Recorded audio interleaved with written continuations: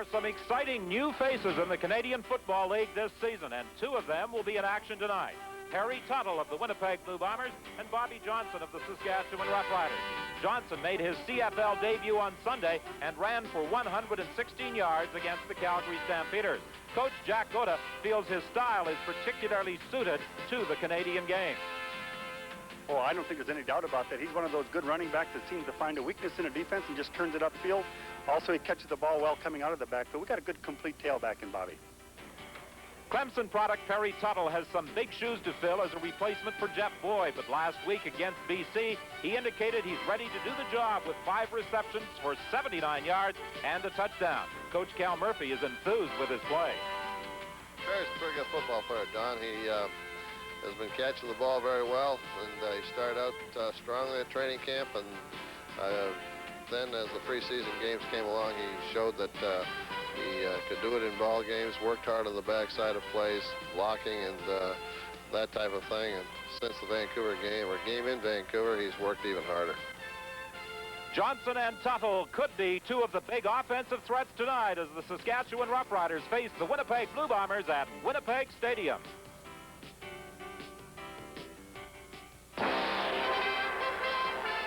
The following is a live presentation of CBC Sports.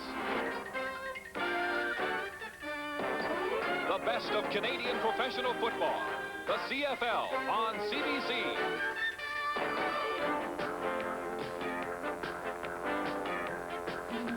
Welcome to Carling O'Keefe, CFL football. And now, for all the action, let's join our CBC commentary team. Live from Winnipeg Stadium, the Saskatchewan Roughriders tonight will be attempting to spoil the home opener of the Winnipeg Blue Bombers. Hi, everyone. I'm Don Whitman, along with Ron Lancaster. And tonight, Ron, the Saskatchewan Roughriders, attempting to make it 2 wins in a row after winning their home opener against the Calgary Stampeders. Will they do much differently against Winnipeg tonight? Well, I know Coach Jack Goda doesn't want to, but the big thing he's going to do tonight is pick up where the BC Lions started it last week and going to try to go after quarterback Tom Clements. Now, they will do it in a little bit of different fashion. What they will try to do is mix up the blocking of, say, now tonight, Winnipeg. But last week, Eddie Lowe would come outside and eat the block of the halfback, which allows number 29, Fran McDermott, to come and get a real good shot on quarterback Rick Johnson. Now, no quarterback likes to take these kind of hits. When he doesn't see it coming, he's in trouble, and that means trouble for Tom Clements, the quarterback of the Winnipeg Blue Bombers. The big work this week, and the biggest thing the Bombers have to do, is to keep quarterback Tom Clements on his feet. Offensive line blocking undoubtedly then was a priority of Winnipeg's preparation for this game. All week, every practice.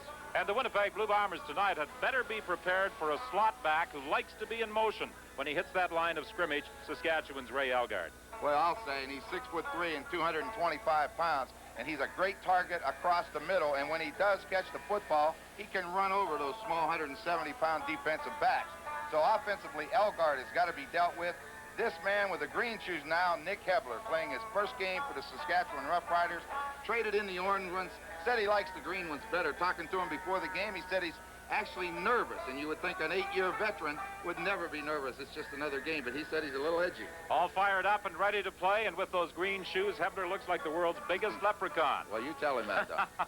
The Winnipeg Blue Bombers have a couple of key people as well. Let's talk about them. Well, they have to get their running back, Willard Reeves, number 38, involved in the offense. Last week, he only had 44 yards rushing, but they've got to get him running the football, and they have got to get him able for how Tom Clements play-action pass by faking to him. He's got to be a bigger factor in the offense than he was against the BC Lions. Newcomer James West, and I say newcomer because he's now an inside linebacker. His whole career, he had been an outside linebacker. All of a sudden, he comes to Winnipeg. They move him inside. Now, it doesn't sound like a big move to people at home, but when you get on the inside, there's a heck of a lot more action in there. But, you know, he's a very, very tough, punishing tackler, but he's got great speed. So he adds to a strength, and he'll just strengthen that defense down. Well, the Winnipeg Blue Bombers have not lost at home to Saskatchewan for 4 years. They hope that trend continues tonight, and they're also hoping that Trevor Kennard will get the 3 points to hit the 1,000-point total, and that Willard Reeves will run for 2 yards to make 4,000 yards. And David Shaw, who was injured against BC, will be back at his customary cornerback position tonight against the Saskatchewan Roughriders.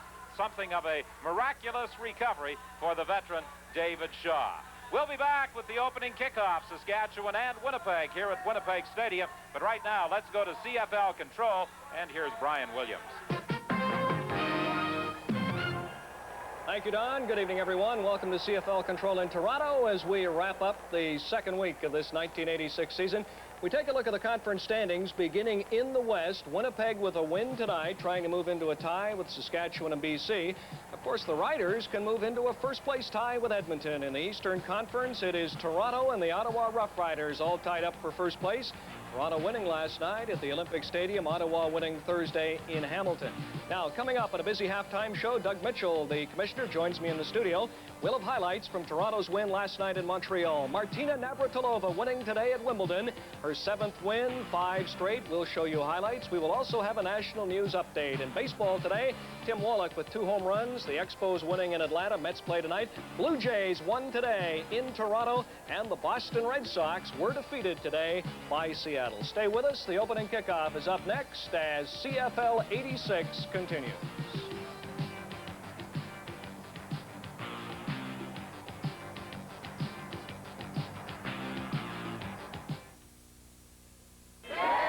G'day. Canada sure is a sporting nation. This one's my favourite over here. Rap dancing. Of course, back home, our favourite sport is shark wrestling. Shark wrestling? Nothing better than sitting down to a few rounds of man versus hungry white pointer. With a drop of the amber nectar, Foster's. White pointer? Yeah. Of course, the hard part is getting the sharks into those tight little wrestling shorts. Foster's, now brewed here. Welcome back to CFL Control in Toronto. Before going to Winnipeg, let me remind you, check local listings tomorrow for exclusive same-day coverage of the French Grand Prix. Ayrton Senna has the pole. He is looking for his 3rd straight win. Also on the front row, Nigel Mansell. The French Grand Prix tomorrow. A busy halftime show coming up. Right now, let's go to Winnipeg for the opening kickoff.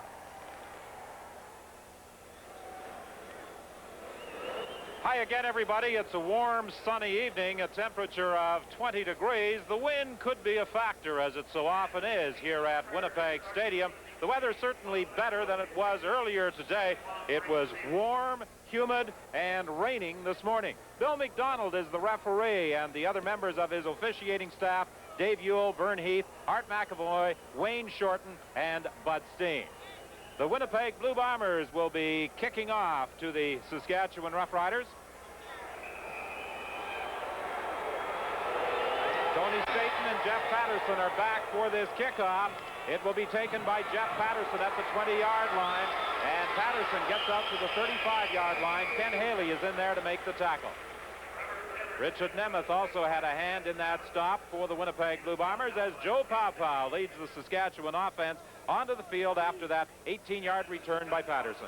Well, we talked about Bobby Johnson. He's also got David Conrad from ex-Acadie Axeman in there. Jeff Patterson took the kickoff. Tony Dennis gets his opportunity to start in the slot.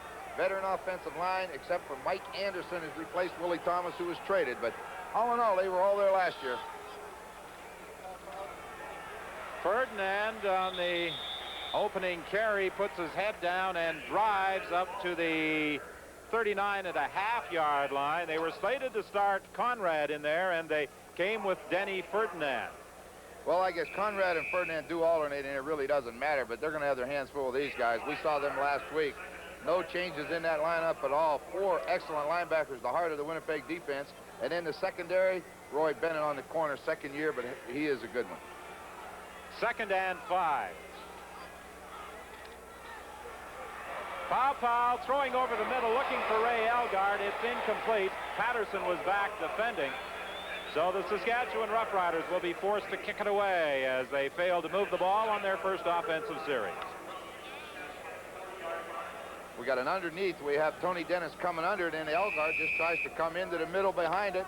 Ball, boy, you hate to see this if you're a Saskatchewan fan. Get that back hand on it, and you tip it up in the air. It's usually intercepted.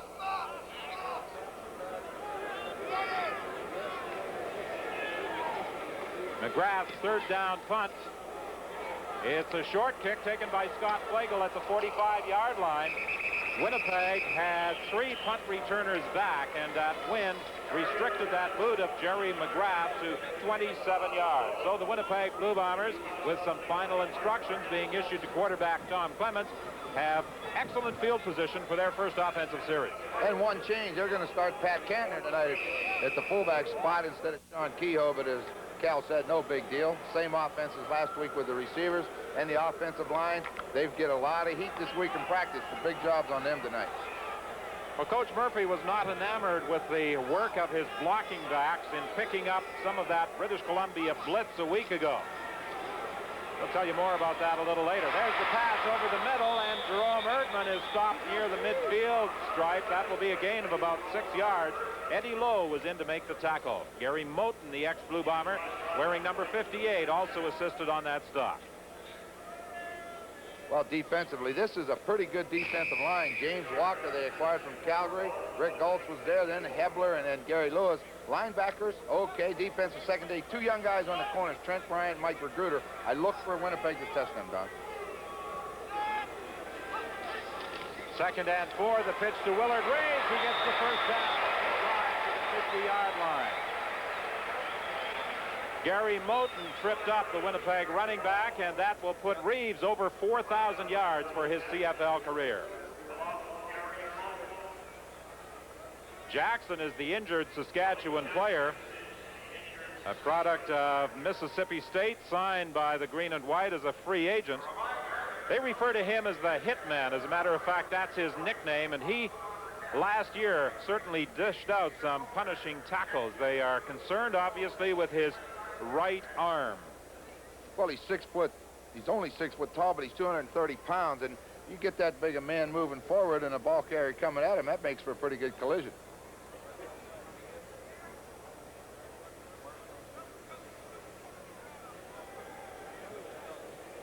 Ivan Gutfried out there working on Billy Jackson, a trainer with the Saskatchewan Roughriders. Take a look, see just what happens if we get the opportunity. Number 45 is coming through. It appears as though Willard Reeves may have stepped on his arm as Reeves came driving through that hole for a 6-yard gain. And Jackson will head off to the Saskatchewan bench and will be replaced by Mark Nelson. It's interesting that the Saskatchewan Roughriders have 3 players in their lineup who are the sons of former CFL performers. Mark Nelson, who will be coming in, the son of Roger Nelson. And then, of course, with Saskatchewan, you have Mark Ernest, who is the son of Ted Ernest, a former teammate of yours. And Mike Anderson, playing that center spot, is the son of Paul Anderson, who played with Saskatchewan 53 to 58. Yeah, Mike got the opportunity to start at that center position when Willie Thomas was traded, and they kind of hated to trade Thomas. They really liked him, but they got Hebler for him, you know, so they had to do it. Willard Reeves, and Reeves struggles for about 1.5 yards. Talking about sons of former professional players in the CFL, Randy Faby of Winnipeg is the son of Martin Faby, who played with Saskatchewan. Another teammate of mine.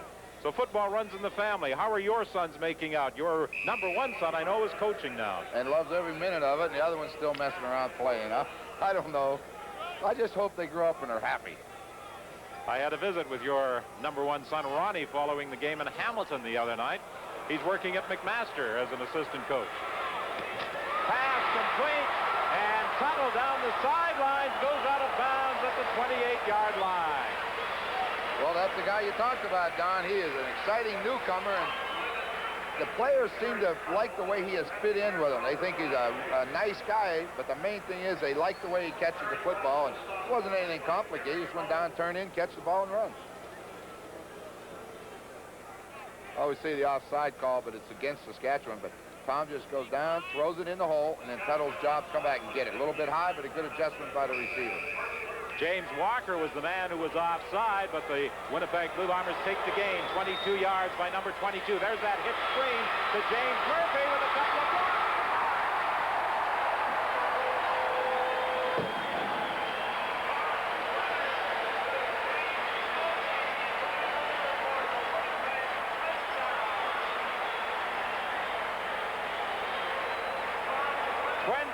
Yards for the touchdown for James Murphy as the Winnipeg Blue Bombers hit on 2 quick plays. 22 yards to Tuttle, and then the other wide receiver, Murphy, taking it into the end zone. They caught Saskatchewan by surprise. The guy missing the tackle over here, number 29, and went down is Fran McDermott, who usually plays the other side of the field, and they came out and he went on a quick count with 4 receivers to that side. Saskatchewan was in man coverage. McDermott couldn't get over there. Trevor Kennard with the point after. He now is just 2 away from that 1,000 career point total.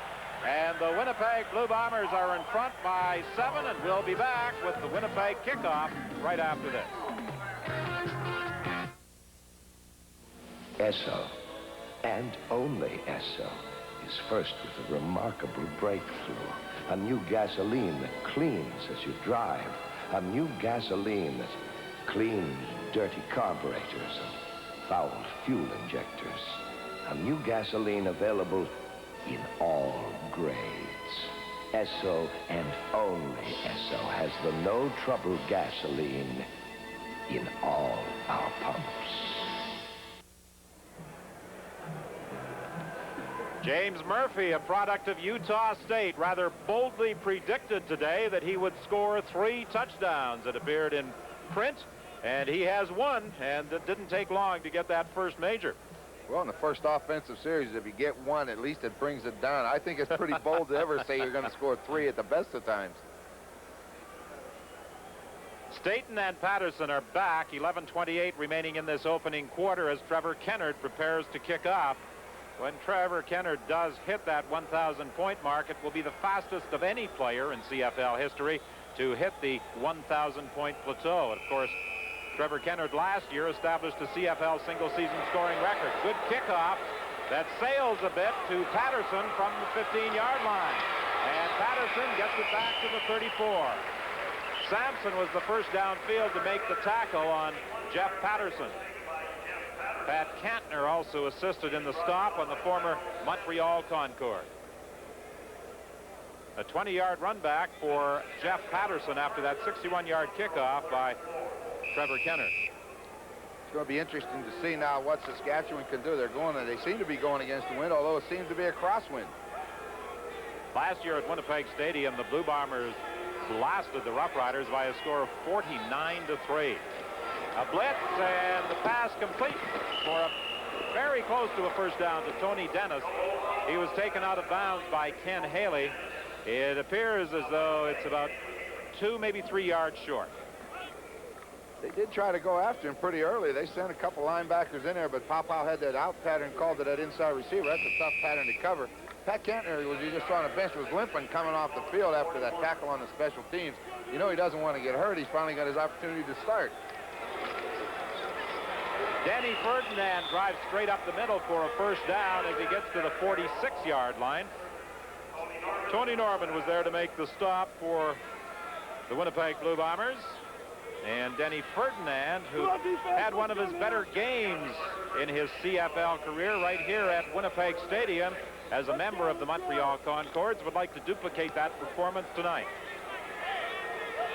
He's carried twice now for 10 yards.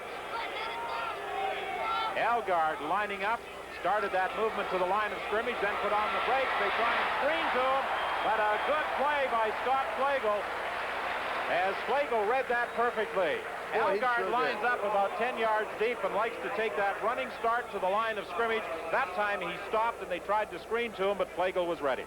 That's just heads-up play. You know, there really is no tip-off to that, is that you can't read it pre-snap. So that's just a good, excellent defensive play by Scott Flagel, who's an excellent athlete and an all-star safety man. That's why. A loss of 4. The Roughriders operating from that shotgun formation. This is a little different look for the Roughriders, the way those receivers were lined up. The pass to Elgard. First down, tackled by Haley at the 45 of Winnipeg. Well, we said in the opening, 6'3", 225 pounds, going across the middle. He's a big, big target. You can't help but see him. In just 4 years, Ray Elgard now 2,000 career passing yards. You'll see him coming from right to left, right in the middle. Makes the catch. Got him down, 2 of them. Big first down, though. Again, that same formation, the same look. This time, they swing it out to Bobby Johnson. Good block in the sidelines. He was tripped up by Tyrone Jones, but there's a flag on the play. Not sure who it was that came out there to throw a key block for Saskatchewan. Well, they had two offensive linemen out there along with Jeff Patterson, the wide receiver, but they have gone to splitting those slot backs real wide, trying to get a quick read and throw the ball outside away from where Scott Flagel goes. Maybe one of the reasons it looked like such a good block, it was a clip, apparently, against the Saskatchewan Roughriders.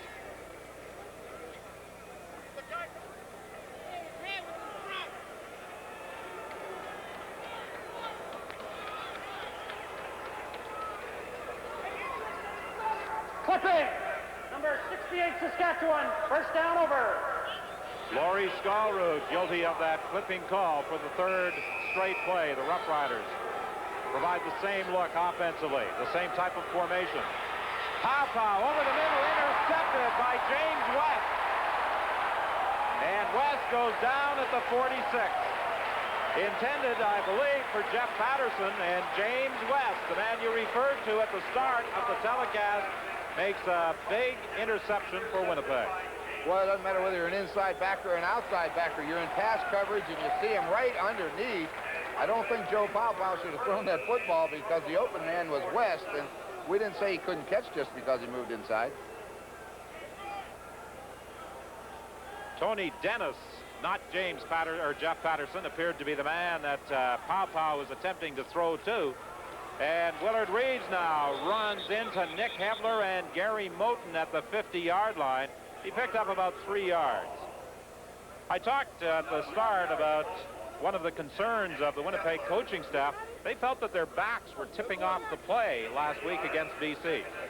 Yeah, I was interested in listening to the conversation. I didn't quite understand all of it because you'd have to be able to study films and things to see it, but I know one thing they didn't do. They didn't block for one another last week. 2nd and 7 from the 50. Movement at the line of scrimmage. This could be a free one. Tuttle, the intended receiver, it's incomplete. It looked as though Hebler, playing that left defensive end position, may have jumped prior to the ball being snapped. The offside indication from referee Bill McDonald. Winnipeg in front by a score of 7-0 with 7:54 remaining in this opening quarter. We said they had to get Willard Reeves involved in that offense. Offside, Saskatchewan 99, 2nd down over. And sure enough, they've run him a couple times. They've got him out of there on passes, but he has got to be more of a factor. He just wasn't in the game last week.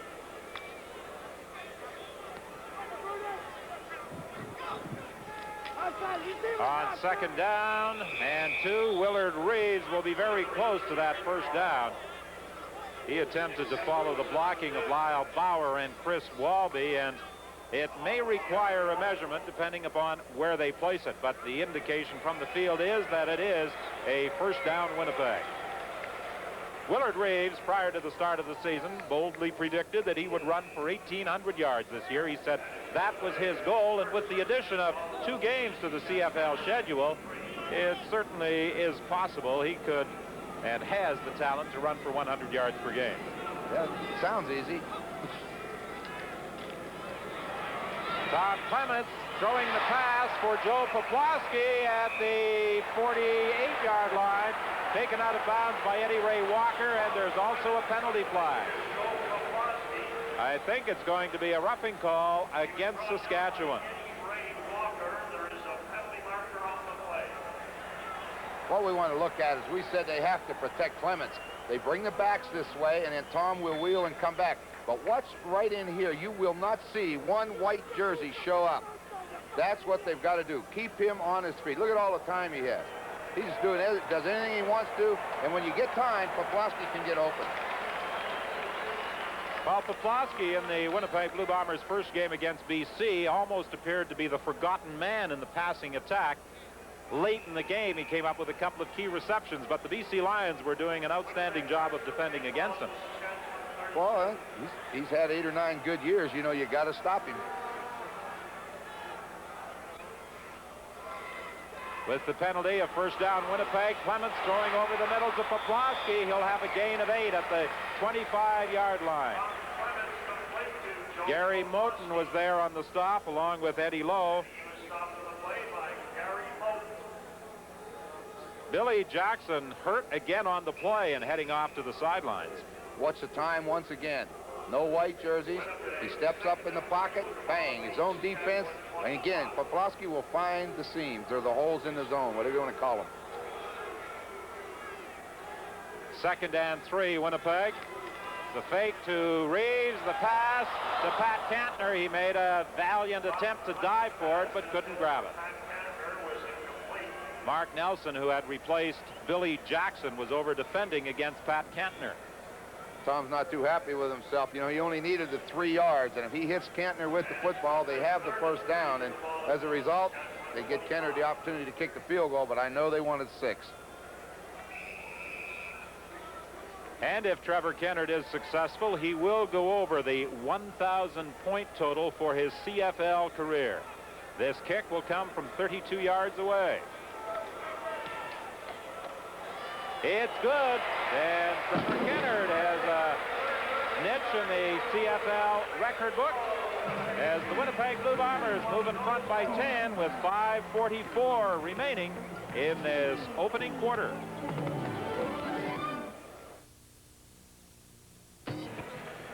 Well, they talk about football being a big man's game. The little man, Trevor Kennard, has certainly made a major contribution to the success of the Winnipeg Blue Bombers since coming to the club out of the University of Alberta. Boy, he sure has. You know, it's amazing with his size. You know, he really isn't very big, but he runs with the football on fakes, and he can throw the football because he was a quarterback, and then, well, everybody knows he can kick it.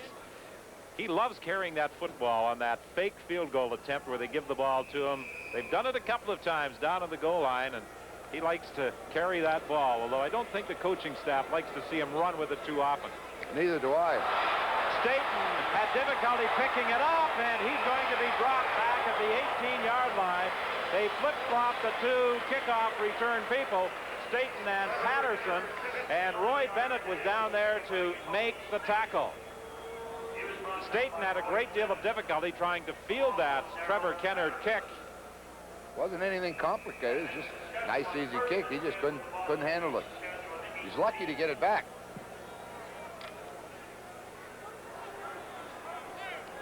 Not good field position for Saskatchewan. 1st and 10 with 5:26 remaining in this opening quarter from the 18-yard line. Pow going to the sidelines to Johnson. He's forced out of bounds by Ken Haley. Bobby Johnson, a brother of Ron Johnson, who played with the Hamilton Tiger Cats a few years back. And it was Ron who really recommended to Bobby that he play in the Canadian Football League. Now, what is going on there, Coach? I'll tell you what, you're supposed to get loose before the game, not during, but he's just stretching the groins and the hamstrings, get those things loose. He feels he's going to get some work, so he might as well get loose. He didn't ask Chris Walby to crawl up on top of him. I don't blame him. Denny Ferdinand trying to get that first down after the pass completion for 6 to Johnson. He's going to be stopped short, and almost certainly the Saskatchewan punting unit will come in there.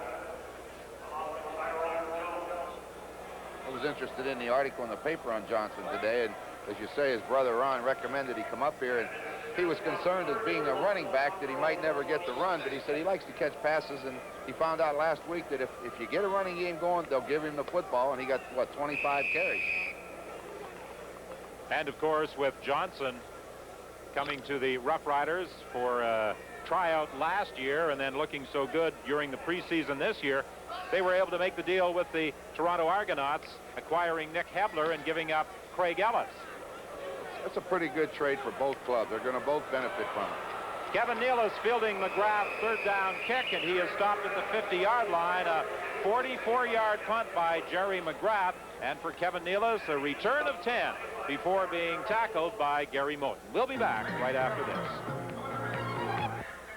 I'm Don Whitman along with Ron Lancaster at Winnipeg Stadium. A beautiful, warm, sunny Saturday evening, this 5th of July.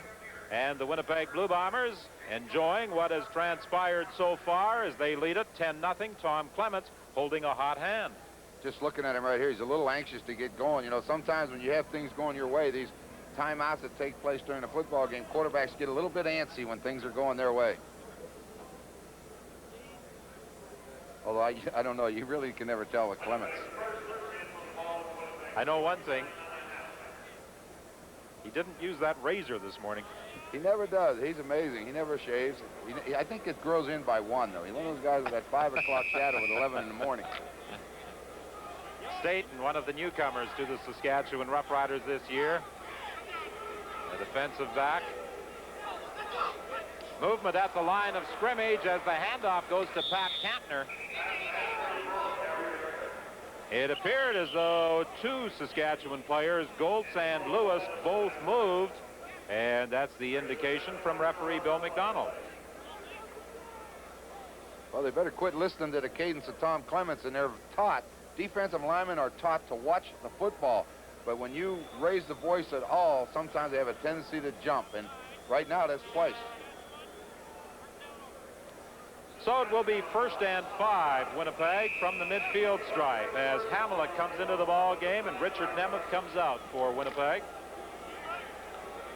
Hamlet, a versatile offensive lineman. He can play all the positions, including center. They counter with Willard Reeves. He'll be stopped about a yard short of a first down by James Walker. That was an interesting acquisition for the Saskatchewan Roughriders. James Walker, who last year was voted by the Calgary coaches as their best defensive lineman. Well, we had the opportunity to see him play, and I would have to agree with the way they voted. I thought he was their outstanding player last year, and, you know, he's not old. He's a fairly young guy. You know, he's only been in the league 3 years, so it certainly wasn't age that lost him his job. On 2nd down, no way for Pat Kantner as Nick Hebler got through to make the initial contact. Nick Hebler, who joined the Toronto Argonauts in an off-season trade, played with them in the preseason, then was dealt to the Saskatchewan Roughriders. And he indicated that he was a little nervous coming into this ball game, and his roommate Rick Goltz, and a former teammate of Hebler's with British Columbia, indicated that he had never seen his former buddy quite so antsy. Well, you know, when you're traded, you get ready. Again, movement at the line of scrimmage, but Willard Reeves has the first down on a 3rd down gamble, 3rd and about 1. Well, I think they jumped again. I really think. I think that time it was Eddie Lowe who jumped. Right at the point of attack, too. So when he jumped and then jumps back, he has no forward momentum, and it just so happened that's where the Bombers were going. Offside, Saskatchewan 42, first down. Bill McDonald confirms that it was Eddie Lowe, the linebacker, who jumped prior to the ball being snapped, and with 2:58 remaining in this opening quarter, Winnipeg with a first down at the 46. Saskatchewan penalized 6 times, 6 costly penalties for 45 yards. This is going to be a pitch to James Murphy, the extension, with Willard Reeves taking the toss from Clements, and then Reeves flipping the ball out to James Murphy, but Saskatchewan was ready. That was a kind of unique thing. This is Willard Reeves. We're going to take a look at this. This is a new wrinkle. I didn't think they'd have anything today. Willard Reeves lines up here, and then he comes right here. He gets the ball from Clements, and now what he wants to do is have his speedster, James Murphy, right here, and try to get at him outside. All right, the handoff, and now he's looking. Well, he sure pitched it early. I thought he might carry a little further. Really wasn't too successful. They lost a yard. Eddie Ray Walker made it hit. From the moment he got the ball from Clements, it looked as though he was going to pitch that ball to Murphy, and Hebler obviously read it. The pass over the middle to Tuttle, and Tuttle will be close to a first down. You know what I liked about that play? Clements got outside. He was running to his left and threw back into the middle, which is a no-no and hard to do. But I say he was throwing to Poplawski. But the big thing about a receiver is when the ball's in the air, go get it, and that's what Tuttle did. He took it right away from his own teammate.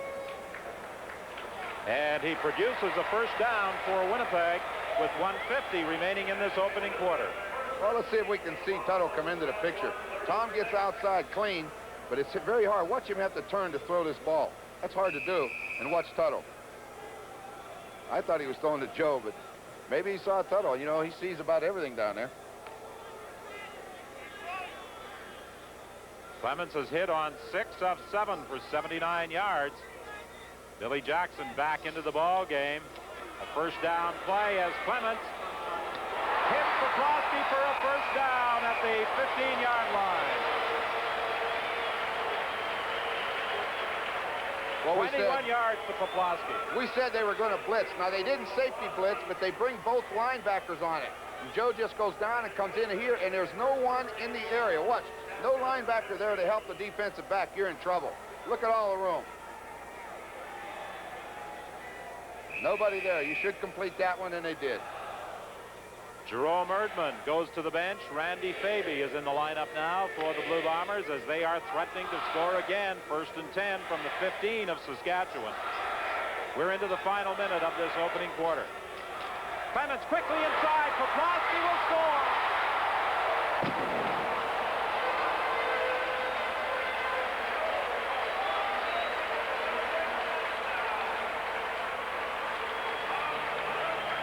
You know what's funny about that, Don?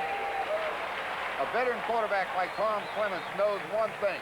Get the ball from your hand to the receiver's hand as quick as possible. Watch it. He stands up, throw it. Nice and easy. Poplawski scores, goes about 15, 18 yards with it, nothing to it. You don't have to throw the ball downfield very far. Get it to him and let that guy do the work, and that's what Tom did. And the point after by Trevor Kennard makes it a 17-0 lead. The Winnipeg Blue Bombers ahead of the Saskatchewan Roughriders. Joe Poplawski with his first touchdown of 1986. Joe Poplawski came to the Winnipeg Blue Bombers, some may forget, compensation for Tommy Scott when Scott signed with the Edmonton Eskimos. And Joe Poplawski, since coming to Winnipeg, has twice been a winner of a Shenley Award. Twice he's also been a runner-up. And I remember when that trade was made, and at the time I don't think anybody had ever heard of Joe Poplawski. And as it worked out, everybody felt, boy, that's a steal that Tommy Scott goes to Edmonton. They get a guy named Poplawski, so what? But as it's worked out for Winnipeg, somebody knew what they were doing. Trevor Kennard preparing to kick off again. And again, the Saskatchewan Roughriders send Staten to the right side, and they have Jeff Patterson to the left side on their kickoff return. The ball will go to Staten again. This time he handles it cleanly. Fumbles it. Gets it back. He was stopped there by Scott Flagel. They said he handled it cleanly, but when contacted, he fumbled it, and I don't imagine Jack Goda was particularly happy with that. No, I wouldn't think so. You know, that's 2 times now. The last 2 times he's touched the ball in the kickoff, he's failed to hold on to it. The 41st head coach of the Saskatchewan Roughriders signed on December 13th, 1984. A record of 5-11 last year. A disappointing year for both Goda and Saskatchewan. Jeff Patterson down on one knee. Ivan Gutfriend is coming out to tend to his hurts, and you suggested this might be a physical game. So far, most of the licks have been applied by Winnipeg. Boy, it's a little bit surprising to me. I have a feeling that this game's going to heat up quite a bit in the next little while. There's been a running feud going on in the papers the last few days down here between Aldag and Tyrone Jones. You know, and I can't believe Aldag. I've never heard him talk hardly at all. They just don't seem to like one another. I think there are a few offensive linemen who don't send Christmas cards to Tyrone Jones. Johnson, the ball carrier. Ken Haley and Stan Mikowas over to make the tackle. Cal Murphy, the Winnipeg head coach, twice CFL Coach of the Year. Quite relaxed prior to the football game today. Boy, he sure was. I sat in and had a long talk with him, and then you come in there, and we just sat there, and you'd have never known they were playing tonight. Patterson goes out, Holmes is in, James West was blitzing, and he was moving ahead of the ball being snapped, intercepted by Tyrone Jones, but I think the Roughriders are going to retain possession because James West blitzing from his linebacking position appeared to be across that line of scrimmage before the ball was snapped. Well, he tried to hit it right on the head and get right in there as that ball was snapped, and that pass hung out in the flat. Tyrone Jones isn't going to be too happy to take away his interception.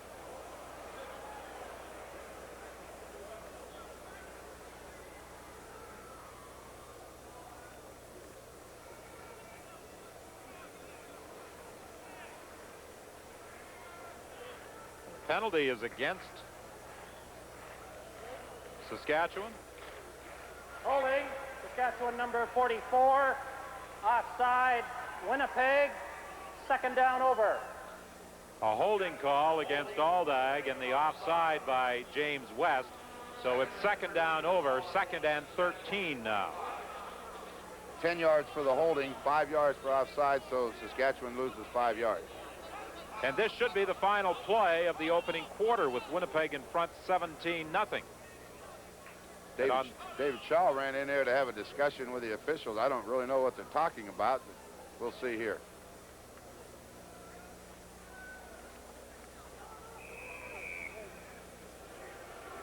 Well, whatever it was, he was wrong, because the referees changed nothing.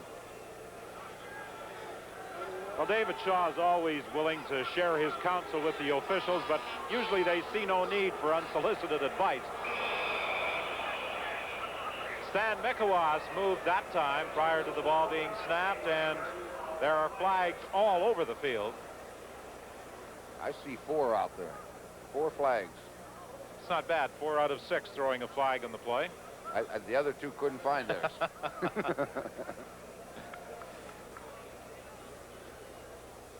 Rob Prodanovic has come into the ball game for Stan Mikowas. Offside. Winnipeg, number 75. 2nd down. I don't think Cal Murphy will be pleased with that. Coaches usually frown on undisciplined moves such as that. I don't know what's going on. There's something strange because both teams are jumping, you know, and let's take a look, see if somebody's moving around or something.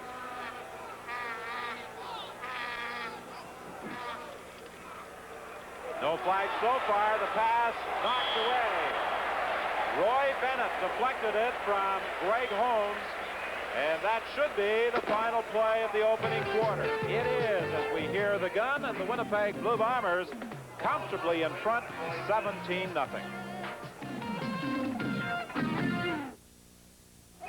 Good night. Touchdowns by Joe Poplawski and James Murphy. Winnipeg leading by a score of 17-0. And Ron, the Winnipeg Blue Bombers, who lost their season opener, look very sharp tonight.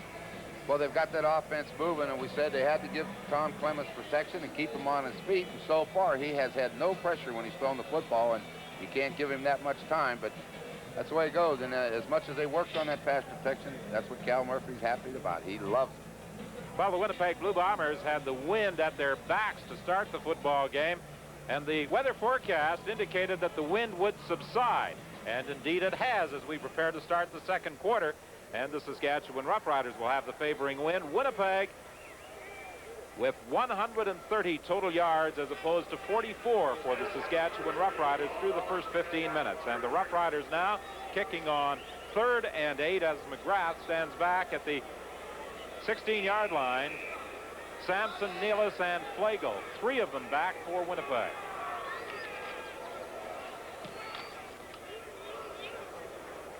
Nealis takes it at the 35-yard line, and he is tripped up by Staten, the first man through, to pull the feet out from under the Winnipeg punt returner. A 55-yard kick that time by Jerry McGrath, a 1-yard run back by Kevin Nealis. While we have a minute, we'd like to remind you this program is copyrighted and is strictly for the use of our audience. Any reproduction, retransmission, or exhibition in whole or in part without the express written consent of the Canadian Broadcasting Corporation is strictly prohibited. I never did learn how to read, you know that? One of the problems you have had, one of the problems Tom Clements has had, is missing on one pass so far tonight. Harry Tuttle takes that screen. Penalty flag on the play. 2 of them, as a matter of fact.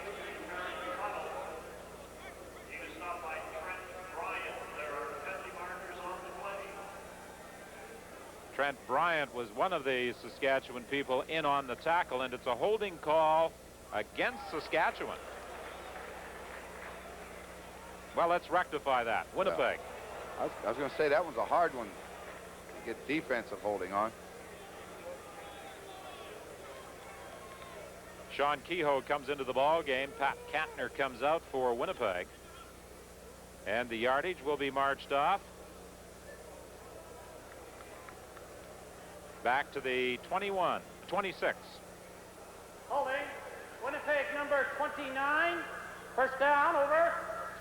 Jerome Erdman, the slot back, was the man fingered for the holding violation over on the far side of the field.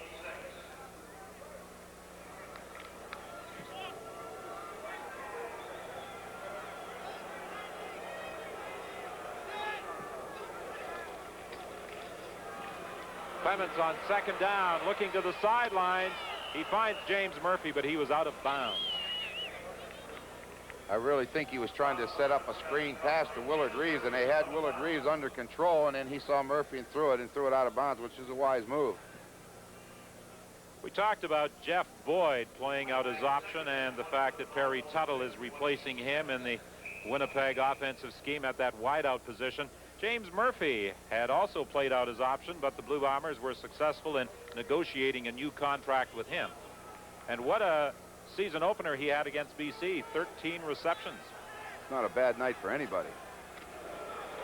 Hand off to Willard Reeves, penalty flag as Willard Reeves dives out to the 34-yard line. I believe the call is going to go against Winnipeg again. It could be a holding infraction. Don, does that mean that with Boyd leaving the Blue Bombers, they had to bring in 17 guys to try to take one spot? If Murphy had gone, it would have been 34. They had a lot of wide receivers at training camp in an attempt to find a replacement for Boyd. Holding. Number 50, Winnipeg, decline. Third down. Center Mark Moores is the man who was called for holding. He's an Acadia product who played with Calgary prior to coming to Winnipeg. Talking more about those receivers, I thought it was funny. We said Trevor Kennard was a quarterback. Bobby Cameron was also a quarterback in college. They had so many receivers in camp, they had to use them to get them enough work. They had to have them throwing to the receivers. That's a lot of people. And I think they had 6 regular quarterbacks in camp in addition to Trevor Kennard and Bob Cameron. Yes, in his college days, Bob Cameron was a quarterback. Now he concentrates on punting the ball, and he's one of the best in the CFL. Staten takes it at the 43-yard line, fumbles the football. Winnipeg. Pat Kantner had it. Then he lost it. Now who got it back?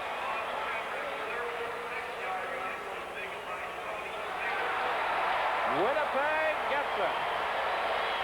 Vernon Paul was the man who came up with that football after that 34-yard kick by Bob Cameron. So with 13-13 remaining in this first half, Winnipeg offense will stay on the field.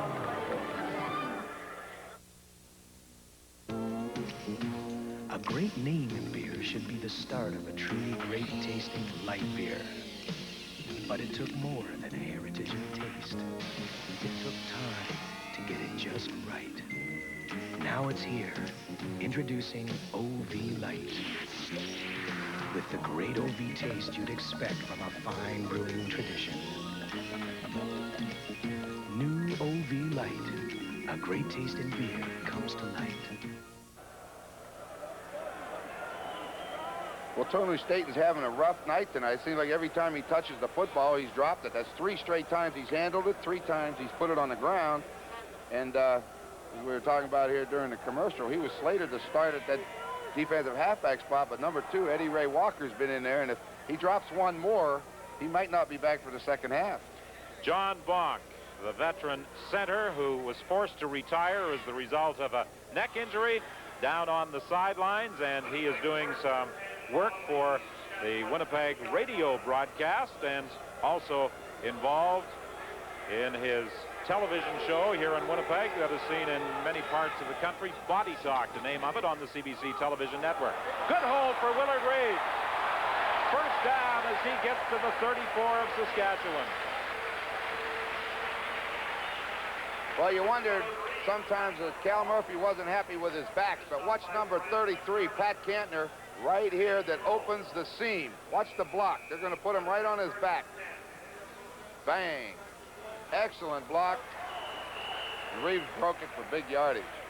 Winnipeg in that hurry-up offense with Perry Tuttle on the receiving end of that throw from Tom Clements. He appeared to get some of that turf flipped up in his face, and Winnipeg continuing to run without a huddle. 2nd and 3 as the ball is at the 27-yard line. Willard Reeves again. He'll get the first down. This is something that Winnipeg did in the preseason. Early in the game, in the first quarter, and again in the third, they were running that hurry-up offense. Cal Murphy likes that style of attack. Well, you know, most teams signal in their defenses, and if you get it on first down and then you go to the hurry-up offense, you're probably going to get the same defense twice in a row. And, of course, Tom Clements has the ability to read the defenses that he is facing. Clements throwing into the end zone for Crosby, touchdown! But there is a flag on the play.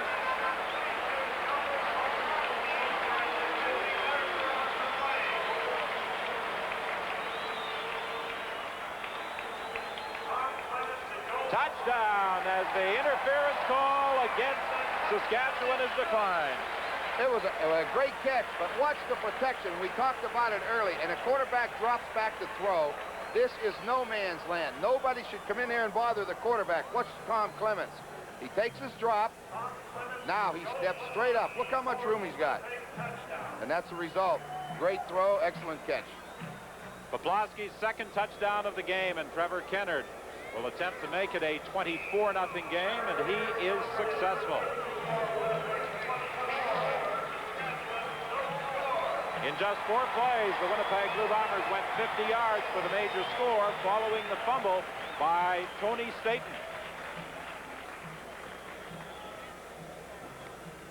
Well, we talk about blocking. Quarterbacks like this. Look, he takes his 9-yard drop. Now he steps up into the pocket. Nothing in his way. Can't throw it any better. Glenn Suter misjudged it right over his head into Poplawski's hands. Way to go, Willard. That 83 pounds. Way to go, The Winnipeg Blue Bombers again preparing to kick off, and Staten has now been removed from that kickoff return unit, going back there for the Saskatchewan Roughriders. Michael Alarms along with Jeff Patterson.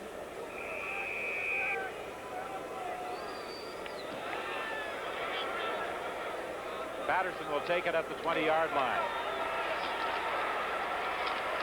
And Patterson is stopped at the 38 by Delbert Fowler. A kickoff of 55 by Trevor Kennard, and a return of 18 by Patterson with 11:35 remaining in the half.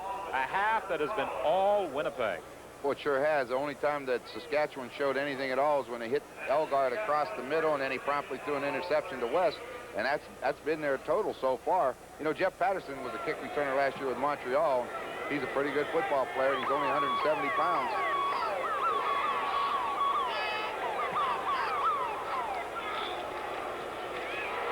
Powell doesn't get a chance to throw as Patterson was blitzing from his linebacking position.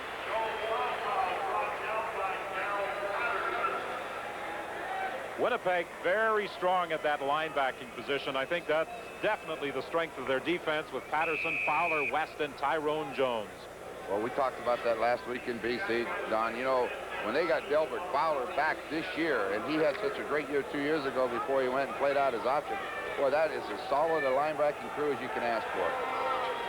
2nd and 19 from that shotgun formation. Powell throwing for Dennis. He's got him. But he could not hang on. He was hit by Scott Flagel and was unable to hang on to the football. They rule it an incomplete pass. Well, Joe looks to his right now, comes back, and he's got the receiver in the middle. Watch this. It looks like to me it was a catch, and then the ball comes loose, but Scott Flagel will hit you. That's excellent hitting. Look, get that shoulder down, just flip him over. The referee must have figured he never did have possession of it, must have been juggling it. Anyway, he was quick to rule it incomplete. That forces another punt. Jerry McGrath back to punt. Don't be surprised if Winnipeg tries and go after it. No, they set up the return. Nealis at the 35-yard line. Sampson trying to throw a block. He gets one man, and Nealis fights for some additional yardage out to the 48. Kick of 45 yards by Jerry McGrath, and a run back by Kevin Nealis of 13 yards. And Winnipeg will scrimmage 1st and 10 from their own 48 when we return. The Nikon one-touch. Nice touch by Tom Clements, throwing to Perry Tuttle at the midfield stripe. A gain of 7. Trent Bryant, the rookie cornerback, was the man who came in to make the tackle on Perry Tuttle. Tuttle was a teammate of Homer Jordan at Clemson. another teammate, Lester Brown, who is with the Ottawa Roughriders at Clemson. But Jordan and Tuttle were together on that Clemson championship team. Well, they sure were. Quarterback and receiver. Willard Reeves bursting for the first down out to the 48-yard line, stopped by Gary Lewis. First down, Tom Clements just stands up and takes a nice, easy pass to Murphy. Second down, they blow it open for Reeves. They better dam the gates, the dam, because they're going to be in trouble. 9 carries for 49 yards. Reeves gets it again, this time nowhere to go. Gary Lewis was the man in on the tackle.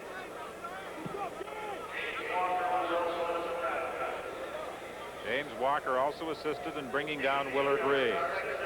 The Rough Riders going with that 4-man front. Walker and Heffer on the ends, Rick Goltz and Gary Lewis inside. The linebackers Eddie Lowe, Gary Moten, and Billy Jackson. 8:27 is the time left in the first half. Winnipeg leading 24-0. Seemed to be a little confusion in that Winnipeg backfield. The pass to James Murphy, and Murphy trying to get outside. He is stopped by Mike Magruder.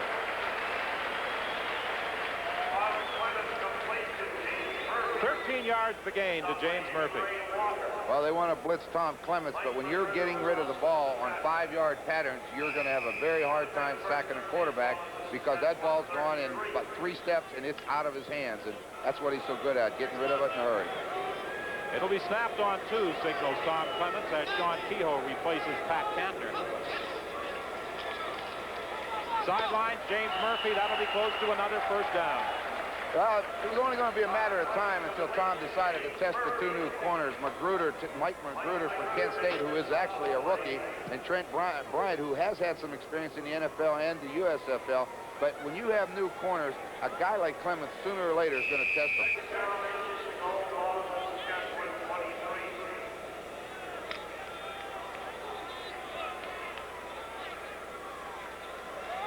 It'll be 2nd and inches. Clements is going to throw it. He's got Sean Kehoe wide open. But he can't get into the end zone as he is stopped over there by Trent Bryant. That's the play you love, isn't it? 2nd and short.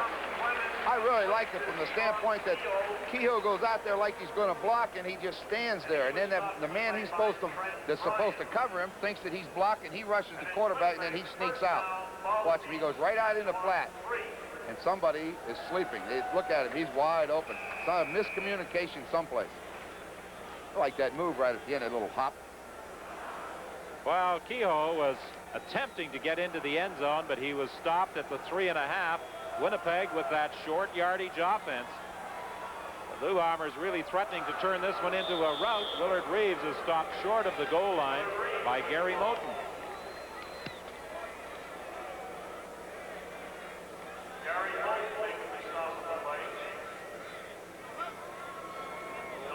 Well, Don, I predict that Clements is going to give the ball to Kantner. They're going to look for Reeves, and if Kantner's in the ball game, who is normally in there to block on the short yardage, I'm going to think he's liable to get the carry one. It's at the 1. 2nd and goal. Oh, Clements is going to keep, and he gets there. That naked bootleg, and Fran McDermott did not keep him out of the end zone. He fooled Fran McDermott also. Really, there's a defensive end or a linebacker that's responsible for making sure that this doesn't happen. And look who's the only guy there, Fran McDermott, and he was fooled just long enough for Tom to fall over the goal line. So 30-0. It's getting tough. The point after by Trevor Kennard. And it's now Winnipeg 31, Saskatchewan nothing. Tom Clements scoring the 4th Winnipeg touchdown of the night, and we'll be back with the Blue Bomber kickoff right after this. G'day. Canada sure is a sporting nation. This one's my favorite over here. Rap dancing. Of course, back home, our favorite sport is shark wrestling. Shark wrestling? Nothing better than sitting down to a few rounds of man versus hungry white pointer. With a drop of the amber nectar, Foster's, white pointer? Yeah. Of course, the hard part is getting the Sharks into those tight little wrestling shorts. Foster's, now brewed here. Coming this month to CBC Sports, the 13th Commonwealth Games from Edinburgh, Scotland. Canadian competitors include sprinter Ben Johnson, fastest man in the world. Breaststroke star Cindy Onpu, the fastest in the Commonwealth. Olympians like cyclist Kurt Harnett and boxer Lennox Lewis. In all, we'll cover 10 sports. Exclusive coverage begins July 23rd. The Commonwealth Games on CBC.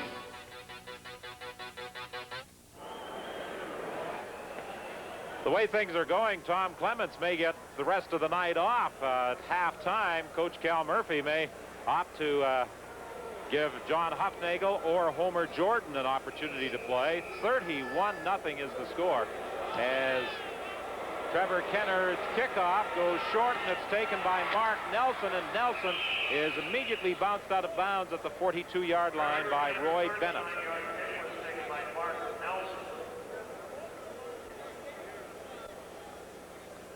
Well, we said this Blue Bomber defense was tough, but Clements has got everything going his way. Just a little fake to his power back, you know, Willard Reeves, and you see him fall over the goal line. Let's just add him up. Well, the Roughriders have to get something going, and something going quickly.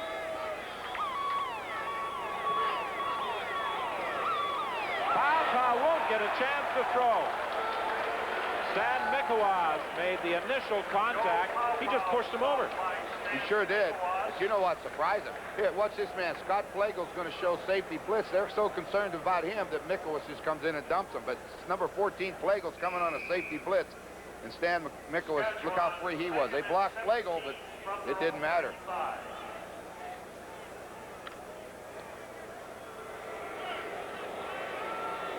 It's now 2nd and 17 from the 35-yard line. The direct snap to Pau. He won't get a chance to throw again. Tony Norman and Hassan Arbabakar. And as a coach, you like to see your two defensive ends meeting at the quarterback. Ideal. You know, their job, get upfield, keep the quarterback in the pocket, and then go get him, and both of the big guys. And we know, hey, Norman had, what, 14 sacks last year to lead the Bombers, so he's no stranger to that quarterback in the pocket. He'll get him. That's excellent. Cal Murphy would be pleased with that. And the man on the other side of the field, Jack Goda, must be wondering what on earth is going on tonight. I don't think he would believe looking up the scoreboard and seeing 31-0, but they haven't done anything offensively. Good kick by McGrath as the Blue Bombers were going after it. Nealis takes it back at the 30-yard line, and Nealis is forced out of bounds at about the 38. 56-yard kick by Jerry McGrath. Nealis had a return of 11 before being forced out of bounds by Ken Moore. 5:02.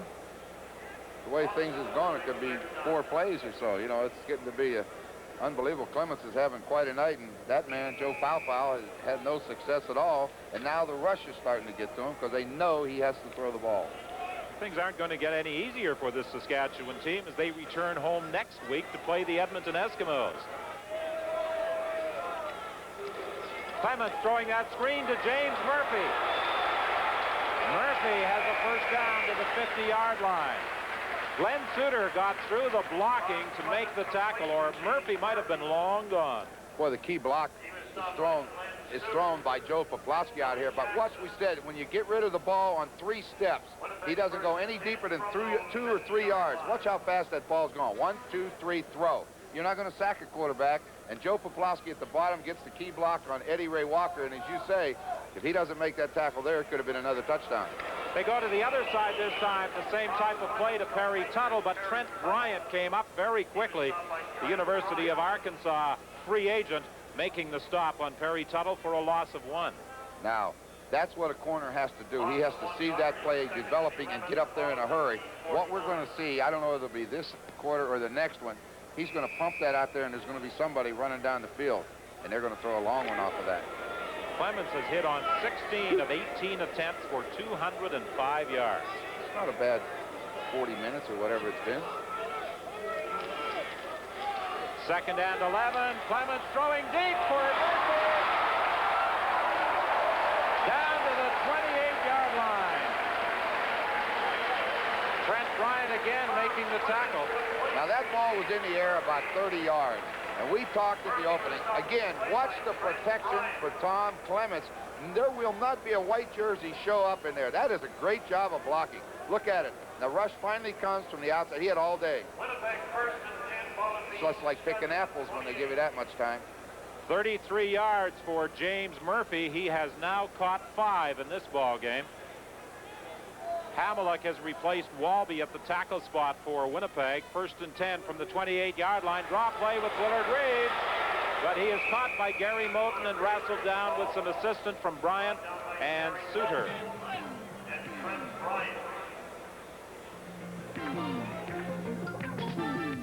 .248 is the time remaining. Winnipeg threatening to add to a big lead. Saskatchewan Roughriders came into Winnipeg Stadium tonight in a rather optimistic frame of mind, but the Winnipeg Blue Bombers have certainly destroyed any hopes that Jack Gouda and company may have had prior to the start of this ball game.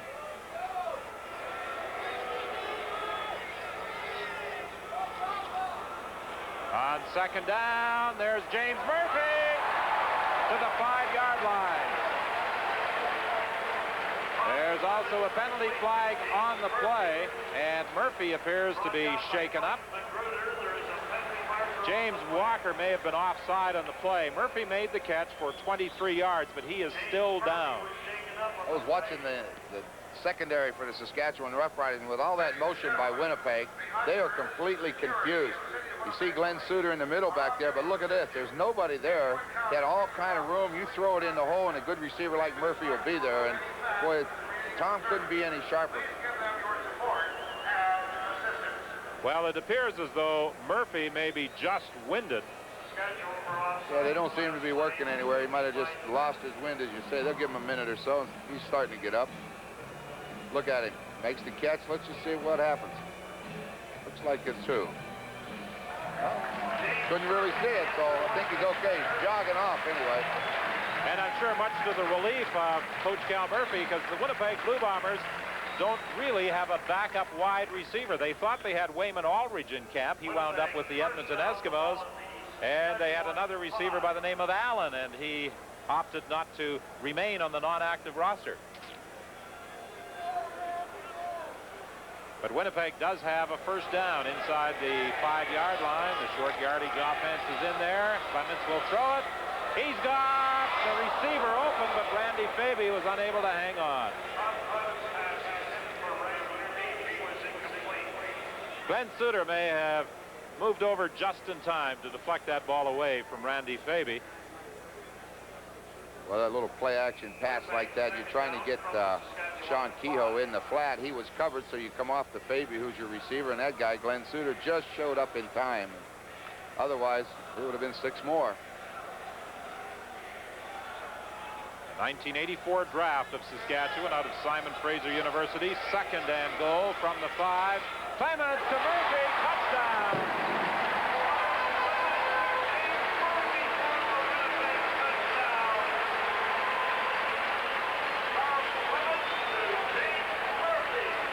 They finally got a little bit of pressure on him, and it wasn't in time because that's only a 5-yard pattern. As we said, it's hard to sack him.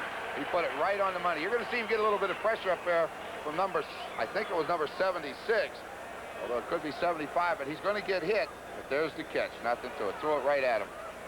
Clear it out underneath. Paflowski takes off, opens the area, and then you run right into it and catch it. James Murphy may very well make good on his pregame boast of 3 touchdowns. He now has 2. And with the point after by Trevor Kennard, it's now a 38-0 game. Ron, over the past couple of years, we have seen some explosive performances by Winnipeg here at home. But I think tonight may be the most efficient job from Tom Clements we have ever witnessed. Boy, I'll say, I don't remember seeing him any sharper. You know, as you say, we've seen him come into this stadium and rip teams apart. But this first half tonight, he has dominated it himself. I mean, he's been calling excellent plays, but the execution that he's receiving from those guys up front, boy, I'll tell you, I don't ever remember seeing him any sharper, except for one time in the Grey Cup in the last play when he beat me. But I'll tell you one thing, he's doing it tonight. 1976. Clements to Tony Gabriel. Touchdown in the final seconds. Yep. Another great day. The ball bounces out of bounds, and the Winnipeg Blue Bombers will undoubtedly be asked to perform this kickoff chore over again. That may be the first mistake of the half for this Blue Bomber team. They kicked it out of bounds. Well, the most points that the Blue Bombers have scored against the Saskatchewan Roughriders is 50 at any time during the CFL confrontations between these two. What year was that? That certainly is within reach now. They hit 49 last year, 49-3. I'm not sure what year they hit that 50-point total. Our demon statistician, Sim Simone, isn't sure either. Why did you pass me the notes, Sim, if you don't know when it happened?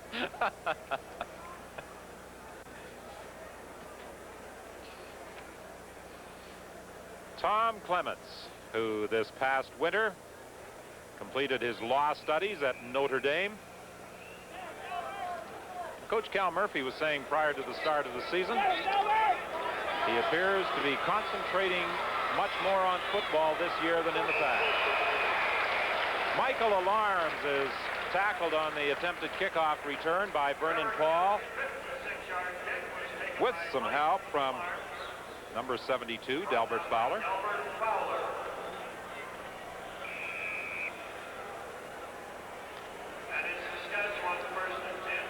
A return of 14 yards following that 56-yard kickoff by Trevor Kennard. Again, Joe Paupau operating from that short punt formation. To Bobby Johnson. Johnson unable to get away from James West.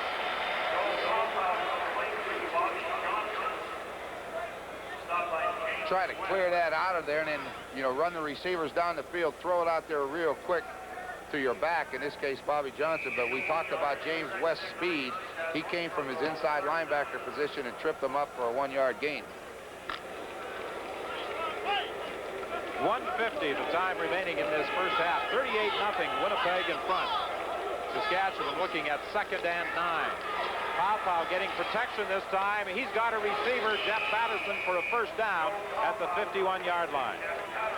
Tyrone Jones was there to make the tackle with help from David Shaw.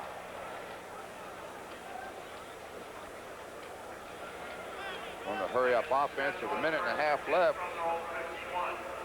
Try to get some points before halftime. 1:37 left.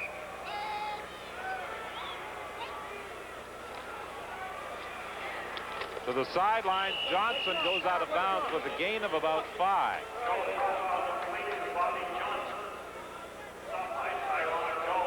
Saskatchewan's offense really hasn't been able to do much, but Winnipeg, each time they have had the ball, have been able to drive it in for a touchdown. It's been the kind of game you really like to have. We're going to get a procedure call, I believe, against that man. Ray Algard, the intended receiver. It's incomplete. Penalty flag on the play, and it's procedure against Saskatchewan. Ray Algard had a tendency to do that all last season. As you mentioned in the opening, Don, he likes to get a 10-yard run up to that line of scrimmage, and sometimes he just doesn't stop before the ball snapped, and as a result, he's offside. Procedure, Saskatchewan number 81 has declined. 3rd down. Well, you have to time that maneuver almost perfectly, and that time Ray Algard did not. You know, you talk about people timing maneuvers, hitting that line of scrimmage. I still like that play a week ago. Kevin Konar of the BC Lions against Winnipeg. He had the ball almost before Clements, or had Clements almost before he got the ball from center. Everybody liked that except Clements. On 3rd down, McGrath attempting to throw, and it was deflected, I believe, by Roy Bennett. Well, Bennett's the outside rusher. When he comes on, he has got to be looking for that, and you can tell by just, you know, expression that Coach got his face that very disappointed. Little fake. You see the back trying to sneak out. Roy Bennett should be coming. He gets up in front, gets his hands on it, and he's the outside rusher. He did his job that time. So with 1:16 remaining, as the Saskatchewan Roughriders desperately trying to get something going. Fail on that third down gamble, and now Winnipeg's Willard Reeves bursts up the middle for about 9 yards. Billy Jackson tripped him up. They rule that he touched down at the Saskatchewan 47-yard line. Roy Bennett today celebrating his 25th birthday. He had an outstanding rookie season and appears to be playing even better in this his sophomore year. Willard Reeves is inside the 45-yard line. A first down Winnipeg with 56 seconds remaining. Winnipeg beat Saskatchewan 50-19 on September 24th, 1983. Thank you, Sim Simone. We knew Sim could come up with it.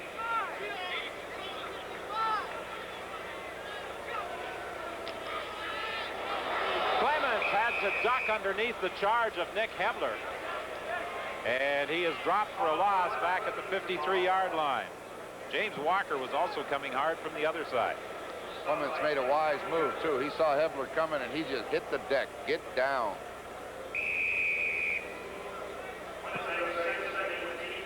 Second and 18 with 42 seconds remaining. Chris Walby, the big tackle, suffered a twisted knee earlier in the ball game and has been replaced by Mike Hamilton.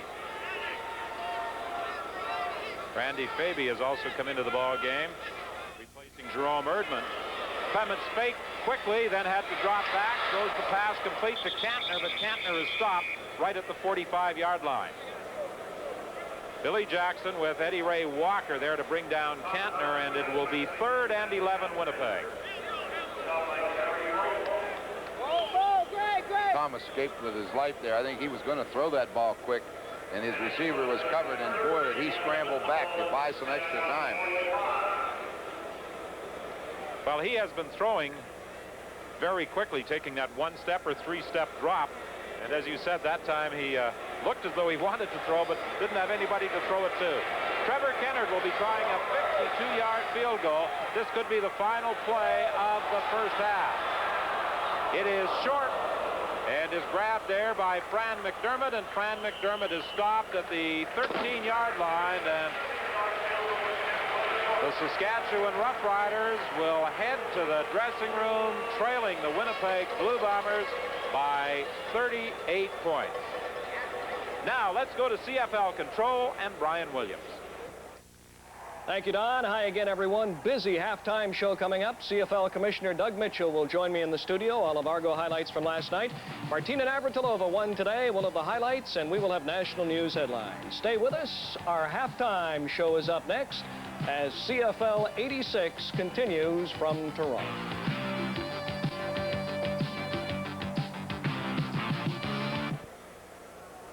Saskatchewan backup Bernard Quarles is getting loose at that Rough Rider bench, so that is perhaps an indication that he will be coming into the ball game in the second half. Yeah, he must have been the last one out of the locker room. Last one out starts. But now he's going to get his opportunity to play, and I imagine we'll see John Huffnagel. We'll see what Winnipeg does right away, but why not? 38-0, let's get them all in there. Dave Ridgway preparing to kick off to get this second half underway for Saskatchewan. Nealis and Sampson are the two Blue Bombers standing back in the vicinity of the 10-yard line. The Rough Riders, winners of their season opener at home against the Calgary Stampeders. The Blue Bombers lost their first game of the year under the dome to the British Columbia Lions. Nealis takes it at the 7-yard line. Out to the 41 before he's brought down by Eddie Ray Walker. Nealis has done a good job on those punt and kickoff returns, and John Huffnagel is going to start the second half for Winnipeg.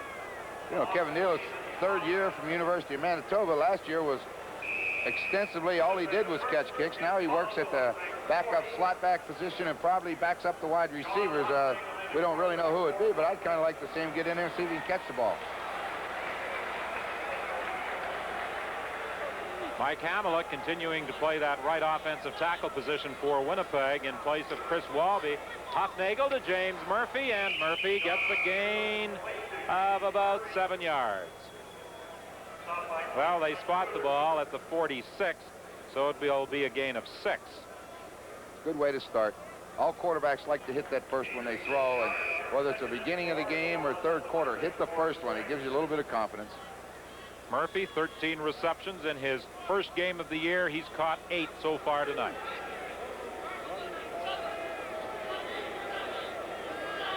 Second and 4, Winnipeg. Pass complete to Kantner, and Kantner down the sidelines to the 50 of Saskatchewan. So John Hufnagel is continuing where Tom Clements left off. Well, I'll say nothing fancy there. Just stand up and throw. They have Billy Jackson moved into the inside as a linebacker, and he has to cover the back coming out of the backfield. He's at a disadvantage as soon as the ball snaps. He has too far to go to get there. 17 yards the gain for Pat Kantner. John Hufnagel completing his first 2 pass attempts of this second half.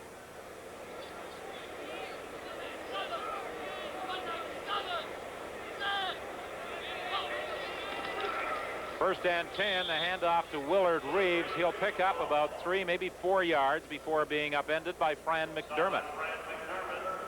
The third quarter at Winnipeg Stadium with the Blue Bombers blowing away the Saskatchewan Roughriders in the first half with 38 points.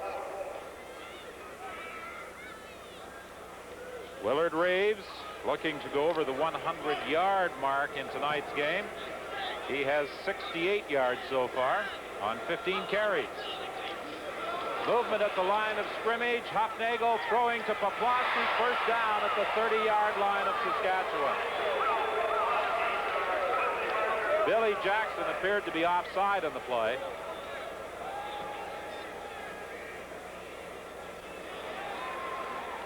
So not only are the Roughriders having problems stopping the Winnipeg Blue Bombers, but they are also having a lot of penalty flags thrown against them tonight. Willard Reeves on the last carry was just a little slow in getting back to the huddle, and that time when he was blocking for John Hufnagel, he appeared to take another shot and will come out for at least 1 play. Yeah, he sends Kantner, and there you see Reeves blocking on James Walker. Hufnagel just stands up and throws it to the backside and makes an easy catch, decline the penalty, and they're in scoring position again. Sean Kehoe has replaced Willard Reeves. John Hufnagel gets the pass away to James Murphy. Murphy is upset by Eddie Ray Walker. Initially, he got away from Mike Magruder. And John Hufnagel was fortunate to duck away from Gary Lewis. It looks like one of those nights. You know, we saw Clements go 20 for 23 and nothing wrong, and then they have a chance to sack John Hufnagel, and he escapes and throws a pass out there that I didn't think was going to make it, and it ends up in a, what was it, about an 8-yard gain? Actually 7. It's second and 3. Sean Kehoe gets the first down as they counter inside to the 18-yard line. There doesn't appear to be any stopping this Winnipeg offense tonight. Oh, this is the time to work on that running game. You know, you don't get this opportunity in practice, though, to work on it. Let's watch that offensive line come out. You saw the trap block. I believe it was Richard Nemeth comes over and makes the hit. Kehoe goes up inside, and we have a Saskatchewan Roughrider that's injured on the play. He's down. As you say, so far they haven't stopped him. Well, Sean Kehoe's most memorable football game, I suppose, was the Grey Cup of '84 when he was named the outstanding player in that game. He played a key role in Winnipeg's triumph over the Hamilton Tiger Cats, and this is Gary Lewis being assisted to his feet. I think he had a cramp, just the way the trainer was grabbing hold of his leg and trying to massage the calf muscle. He's walking off with no problem, so he should be back in the game. Well, the Saskatchewan Roughriders will return home following this game to prepare for the Edmonton Eskimos a week from tonight, and we'll have that game for you on CBC television. And the Winnipeg Blue Bombers will be traveling to Hamilton to take on the Ticats next Saturday night. Willard Reeves is back in on a first down play from the 18-yard line as Sean Kehoe has gone to the bench. And the give is to Willard Reeves, and Willard Reeves breaks a couple of tackles down to the 10-yard line. It's a lesson. It looks like a clinic tonight in offensive football. They're doing just about anything they want. You see the pulling guard, 59, it's Lyle Bauer, comes around the corner, makes his block, and then Reeves just runs till Jackson's able to haul him down. Last man between him and the goal line. The ball at the 10-yard line, 2nd and 1 Saskatchewan after that romp of 9 by Willard Reeves. He now has 77 yards on the night. Pat Kantner will get the first down.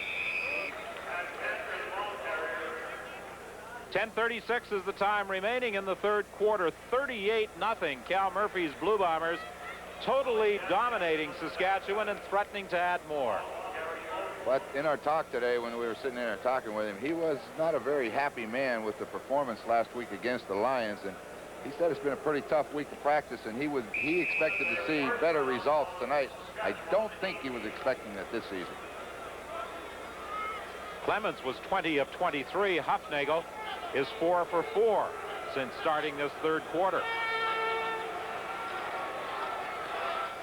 Huffnagel 5 for 5, and Perry Tuttle has the touchdown.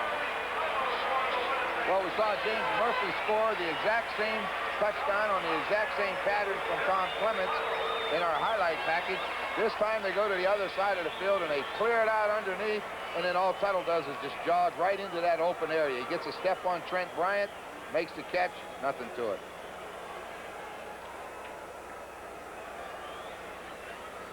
So the Winnipeg Blue Bombers on their first possession in the second half drive for a touchdown, and Trevor Kennard adds the point after to make it a 45-0 game. The Winnipeg Blue Bombers blowing away the Saskatchewan Roughriders, and we'll be back with the Winnipeg kickoff right after this.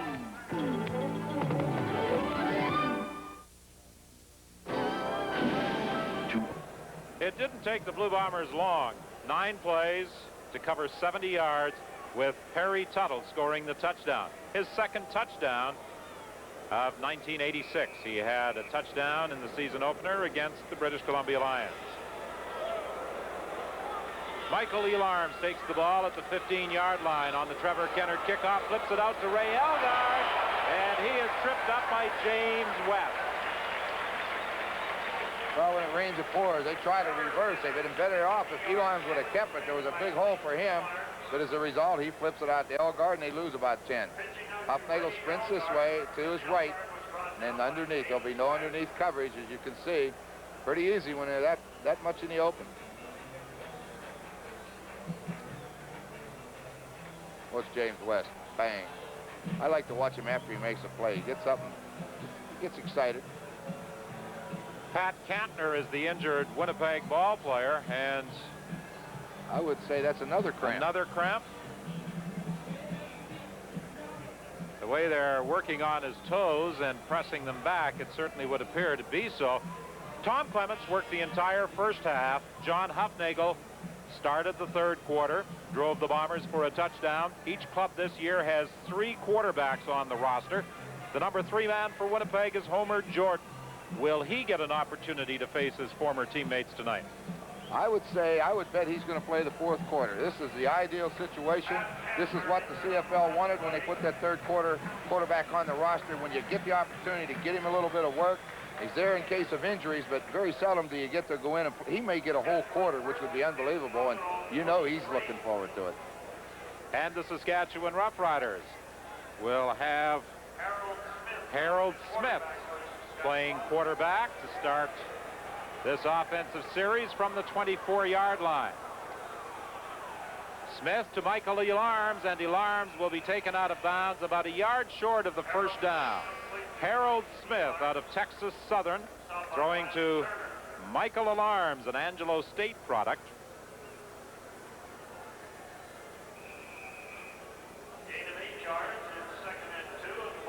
Joe Pow started the game for Saskatchewan and was just unable to generate any offense. And now Harold Smith will attempt to drive the Roughriders down the field and break that goose egg. He gives the ball to Conrad, and Conrad will have the first down at the 35-yard line. Ken Haley and Darrell Patterson combined to bring down the Saskatchewan running back. Conrad has played fullback, slot back. He was a linebacker back in 1981 in Acadia's Vanier Cup win, the Canadian Collegiate Championship. Pat Cantner still having some problems with those cramps over at the Winnipeg Blue Bomber bench.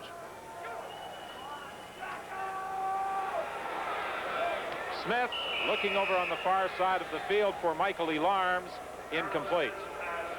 And Elarms lost his shoe. So he comes out for at least one play. Greg Holmes will go in as his replacement. Greg Holmes was obtained in that trade also, and they sent Willie Thomas and Craig Ellis east to Toronto and picked up Hebler and Holmes. I like Holmes. I'd like to see him get the opportunity to play and see if he can play football. I know he wants to play. Well, Ellis was a very key figure last night in Toronto's win over Montreal. That Smith pass sails into the Rough Rider bench, and Saskatchewan will be kicking on third down. Ellis played, as I said, a major role. The Toronto Argonauts winning their second of the season, and our old buddy Leo Cahill, now the general manager of the Argos, has to be very happy with the start the Double Blue are having for 1986. Boy, he sure does. You know, I don't know when and if we do a Toronto game for a while, but it'll be nice to sit and talk to him, and especially if they're winning. Well, we'll get to visit with Leo on the 17th of this month when we're in Toronto. End over end kick is taken by Nealis at the 35-yard line. Nealis got away from Ken Moore and then turns it upfield and fights his way to the 49. A 40-yard kick by Jerry McGrath, and Kevin Nealis managed to return it 14 yards. 7:50 is the time remaining in this third quarter.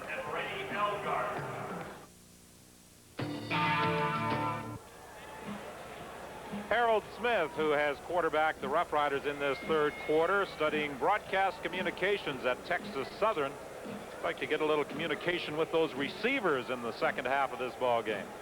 Well, the thing I've liked about him so far is at least he hasn't gone out and tried to throw the ball 70 yards downfield. He's approached it like a new game, win, make some first downs, hopefully gets a touchdown.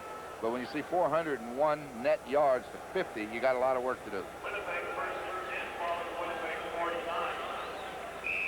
We talked about that Craig Ellis trade. Willie Thomas going to Toronto. Nick Hebler, the principal as far as the Saskatchewan Roughriders were concerned, along with Greg Holmes. And this is the first ball game in a green and white uniform for Nick Hebler.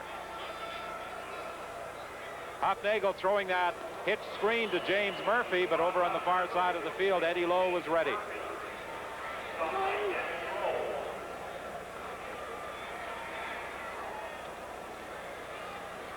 Fans of all ages taking in the action tonight at Winnipeg Stadium.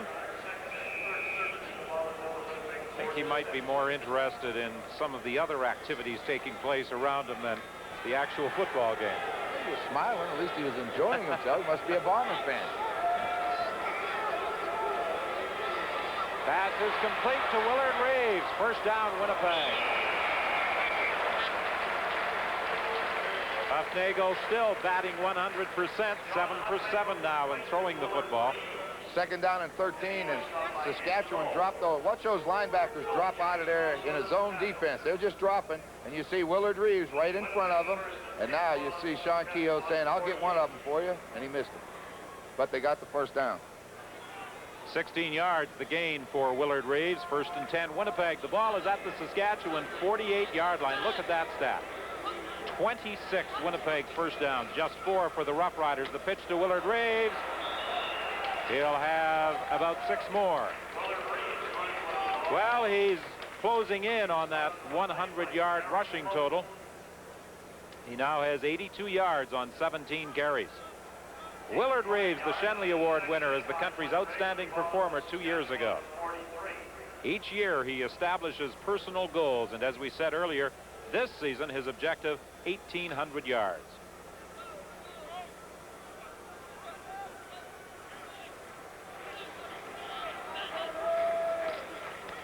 Pass complete to Sean Kehoe. First down to the 29.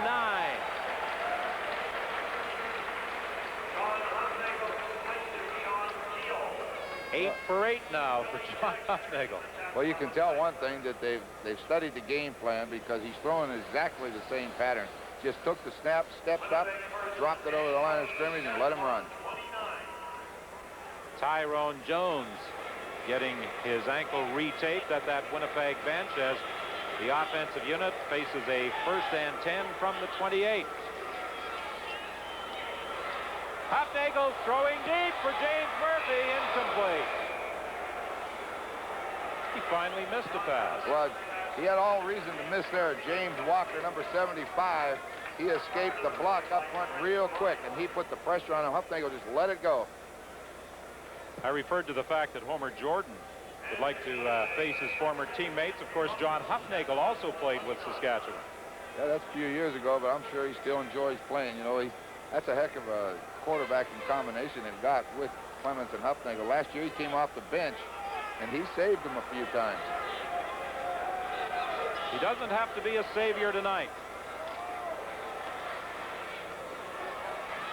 Joe Poplawski, the intended receiver, he was being covered over there by Fran McDermott, and that means that Trevor Kennard will enter the ball game on 3rd and 10. Ball at the Saskatchewan 29-yard line with 4:37 remaining in this 3rd quarter. Kennard good on one of the 2 he has tried so far. This kick will come from 36 yards out. It's wide, and in the end zone, Fran McDermott will concede the single point. So the Blue Bombers come away with just 1 instead of the anticipated 3 on the field goal try by Trevor Kennard. And Winnipeg leads it 46-0.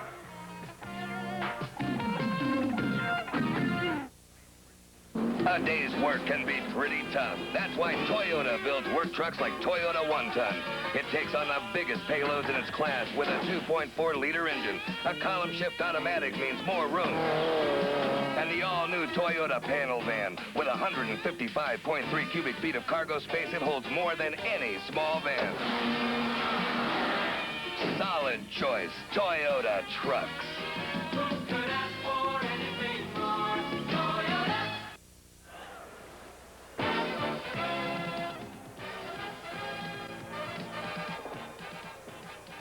Today's Carling O'Keefe Game Stars will receive a Royal Canadian Mint 1-ounce gold coin presented by Tilley, Canadian manufacturers of fine leather goods, bringing together quality and creativity in all their products. Tilley, for personal leather goods and travel wear. I think it's safe to say that the recipients of those gold coins tonight will be wearing a Winnipeg uniform. You know, I bet you're right. I can't believe that you have it all figured out already. Saskatchewan with a 1st down as Harold Smith moves the team over the ball at the 35-yard line. They've only had 4 first downs during the course of tonight's ball game. Pass complete to Bobby Johnson. He gets away from Wiley Turner and gets a 1st down up to the 45-yard line. That Winnipeg defensive unit has had things relatively easy in this football game tonight. Boy, they have. You know, I was just thinking about a defensive game star. They haven't been out there long enough. We may not give them one just for that if they don't stay out there and earn it.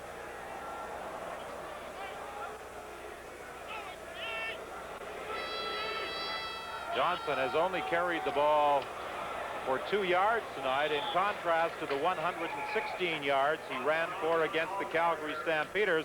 And on this particular attempt, he stopped right at the line of scrimmage by Stan Mikowas, and there's also a procedure call against Saskatchewan. Well, it's pretty hard for him to rush for yards when the offense isn't out there. Saskatchewan number 65, decline, 2nd down. The call was against Neil Quilter, who plays that right guard position. It was declined, and it will be 2nd and 10. Let's see, maybe they'll blitz him. Let's see what they do. 2nd down long. Let's see if they blitz him again. Well, here come some of them. Pass is complete to Johnson, and Ken Haley wraps him up almost immediately at the 50-yard line. He stopped short of the first down. And Saskatchewan sends in the punting unit. Ken Haley over the years has been something I think of an underrated defensive back. Well, you know, you don't hear much about him, but when the All-Star team came out last year, number 24 there, Ken Haley was on it. So I think he was catching somebody's eye.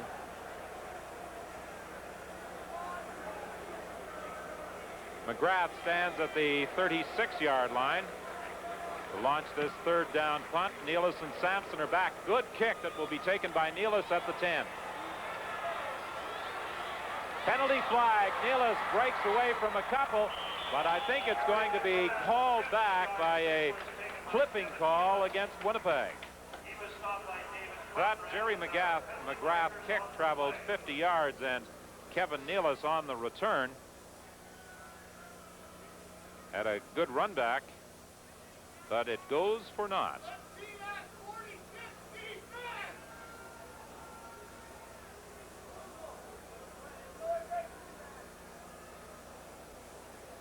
Legal block, Winnipeg number 62, first down. Richard Nemeth was guilty of that illegal block, taking the ball back to the 13 and wiping out a 13-yard run by Kevin Nealis. John Hufnagel continues as the Winnipeg quarterback with 2:23 remaining in this third quarter. This is the worst field position the Blue Bombers have had all night. Sure is. Hufnagel trying to improve it quickly. He does to Kevin Nealis for a first down at the 33. Well, we wanted to see it, see what happens. That's a very well-run pattern by Kevin Nealis. It just cleared out by James Murphy. A little bit of play action to hold the linebackers, and then Nealis just goes right in behind to the open area, and as you say, that improves the field position in a hurry. The other Murphy, Coach Cal, looking rather relaxed, and I guess you can afford to take things easy when you're in front by 46. You never had that experience as a coach, did you? No, I was usually on the other side. Movement at the line of scrimmage as Willard Reeves gets the ball, and he's wrestled down by Gary Moten at the 37-yard line. One of the reasons Gary Moten may have been able to make the tackle, I think he may have jumped prior to the ball being snapped.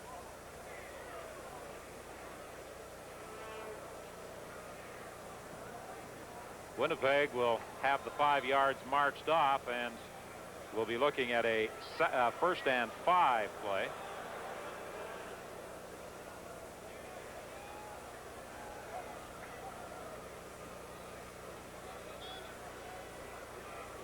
Offside, 58, Saskatchewan, first down over. Gary Moten has been in on a lot of tackles tonight from his middle linebacking position, but those penalties have also really hurt the Roughriders. 14 of them. Most of them were crazy. They're just offside penalties. You know, there's no excuse for that. James Murphy deep. Can't catch up with it. Magruder was running stride for stride with James Murphy. He's already scored 2 touchdowns tonight. Well, he's trying for number 3. He said he was going to get 3, but Mike Magruder was with him step for step. He was a track man, track star at Kent State. I guess Mike Boeing, their Saskatchewan's coach, was telling me he was over a 26-foot long jumper. So he's a pretty good athlete. We talked about cramps affecting players earlier in the ball game. It appears as though Tyrone Jones is having a similar problem. He said, "I'm fine. How's the crowd taking him?" I mean, he looks pretty relaxed to me. Uh-oh, we have a flag being thrown. What is it? Delay of the game. The Blue Bombers were a man short, and they could not send a player in. Time count fall, Winnipeg number 12, second down. So the Blue Bombers now have the full complement of 12 out on the playing field, and they will scrimmage 2nd and 10 from the 33.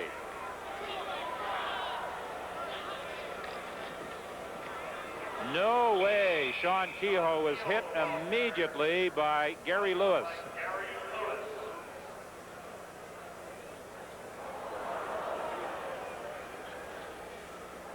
Don, while we're out of a second, well, my neighbor back in Ancaster is having his 50th birthday today, and they had a big surprise party for him, about 100 people showing up, and I was invited to go, but I think it might still be going on when I get home tomorrow. This is only Bob Cameron's second punt of the game. That is a pretty solid indication of just how totally the Blue Bombers have dominated. The ball bounces to Jeff Patterson. Patterson at the 40-yard line, nowhere to go but down. So your neighbors hit the half-century mark. You're Bud Harbor, zeroing in on that, aren't you? I'll probably be there in about 15 years.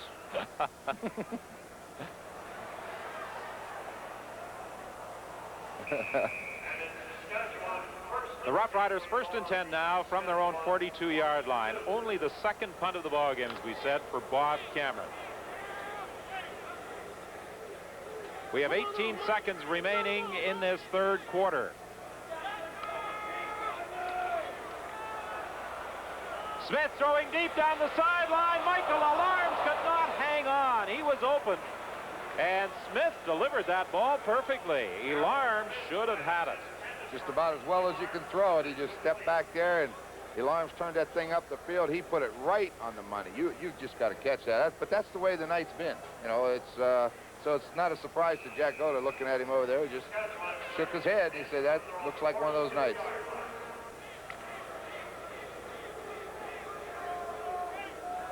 Second and 10. The Roughriders operating out of that short punt formation. Here comes Tyrone Jones. Smith got away from him. Throws incomplete. It was intended for Patterson, and he was being covered by David Shaw. And that is the end of the third quarter, and the Winnipeg Blue Bombers are 15 minutes away from their first win of the season. You know, these guys really like their beer. Show them what we got you for your birthday, George. Yeah, see, we got my name on it. Oh. Now, you don't think I'm just going to put any beer in here, do you? No. Only Miller Lite goes in here. That's right. Light tastes great, and it also tastes less filling than regular beer. Besides, this is something I've always wanted. What's that? My name in life. Light beer from Miller. Everything you always wanted in a beer, and less. Next Thursday, the CFL on CBC. Rick Johnson and the Calgary Stampeders come east in search of their first win of the year to Lansdowne Park in Ottawa. They'll meet a tough Roughriders defense led by Chris Ziegler. 4 interceptions in the first game of the year. Thursday, the CFL on CBC. 46-0, the Winnipeg Blue Bombers leading the Saskatchewan Roughriders. The respective records of the two teams are about to even out at 1 apiece. Yeah, I would say so. I don't think they're going to get 47 in 15 minutes. Well, the Saskatchewan Roughriders will be at home a week tonight against the Edmonton Eskimos. Our next telecast on the CBC network will be on Thursday night when we're in Ottawa as the Roughriders, with a 2-0 mark, take on the Calgary Stampeders. To start the fourth quarter, Jerry McGrath will be punting, standing at his own 27-yard line.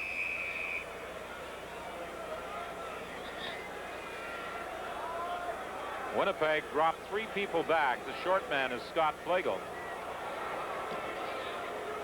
McGrath has been kicking very well. One of the few bright spots for Saskatchewan tonight. Nealis takes the ball, spins around, and look out for this young man. He can fly. McGrath, the lone man back. Will he catch it? No.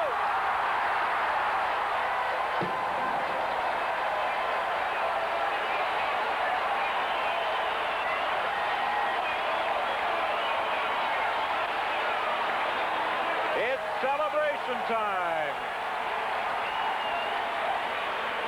He's going to try to get wide. It looks like a return set up to the wide side, and all of a sudden he turns and finds a hole, picks up a couple key blocks, and now it's just speed.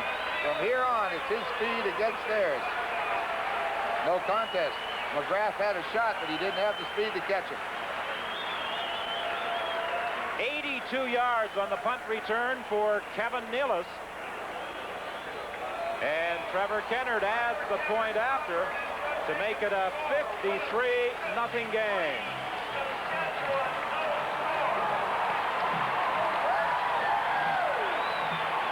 take another look at it. It looks like he wants to go wide. And then all of a sudden, he turns around. He picked up a key block in there from, I think, number 52. And now it's just a race. Nothing to this game, is there? Well, now I think that Winnipeg defensive squad will be endeavoring to keep the Roughriders off the board, because this would be a club record for the highest shutout ever recorded. Their previous best was a 36-0 win over Montreal back in 1982, and they also were thumped 53-0 by Montreal in a game played in 1967. And it's now 53-0, Winnipeg leading Saskatchewan. A total rout tonight here at Winnipeg Stadium, and unexpected. Oh, very much so. I know I was expecting a very physical, hard-fought football game, and I figured maybe 7 points difference. I didn't really see it being a blowout. I figured when you come in off a win, your first game, you're going to be flying high, and you know Winnipeg wants to come back after a loss, so I thought it'd be a heck of a game. Michael Elarms on the kickoff return, and he is surrounded.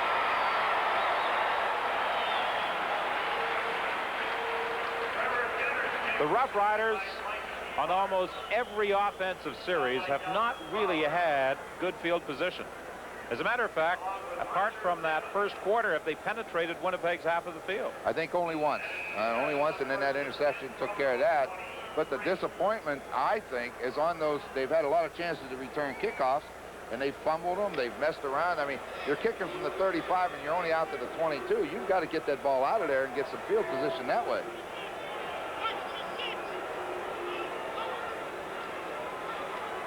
Smith looking for Elarms. He's got him, and Elarms gets away from one, gets away from two.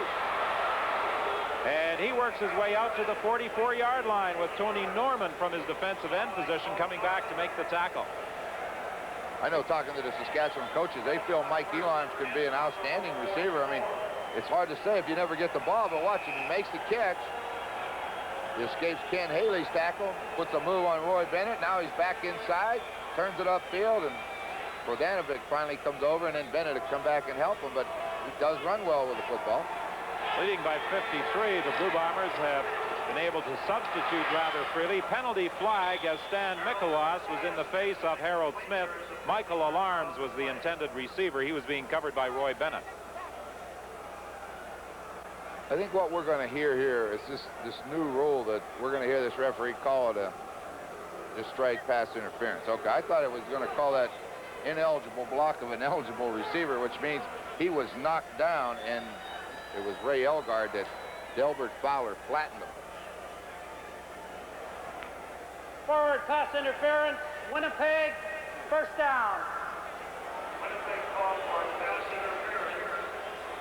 You know, the Roughriders have the distinction of having the highest shutout ever recorded against them, a 55-0 whipping at the hands of the Edmonton Eskimos. This ranks number 2 on the all-time list, and that 55-0 score may be surpassed before this one is over. Conrad gets the handoff out to the 54-yard line. Darrell Sampson, who is getting a chance to play at that defensive halfback position, came in to make the tackle. Well, Winnipeg's going to be dropping those linebackers out of there a lot now, and especially on first down. Just try to take away those short passes so that you're going to get some yardage on those draw plays. Sampson has replaced Scott Flagel at safety.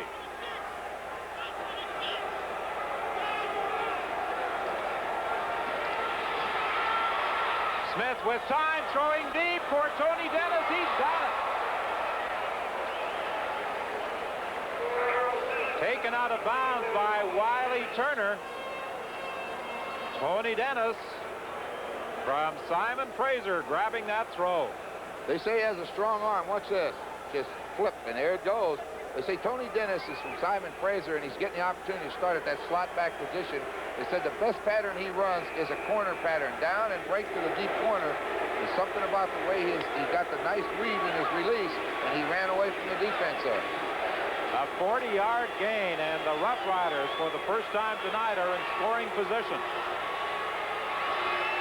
Handoff to Johnson, and Johnson broke the initial tackle and then was stopped at about the 12-yard line. Sampson came up from his safety spot to make the tackle, and there's an injured Winnipeg player. There he is, Darrell Sampson from York University comes up, and he took the hit. He did not deliver the blow. He took it from Bobby Johnson, and as a result, he took it right on the shoulder. I see where he got hit, but he went down hard. Sampson, a rookie from York, and that means that Scott Flago will come back into the ball game. 6'2", 175. That's good size for a defensive back. Next time he comes up, though, he's going to get down in a hitting position. Bobby Johnson, I would like to see him carry the ball a little more, though. We heard an awful lot about him, and he must have had a great game against Calgary. I'd like to see him get some more.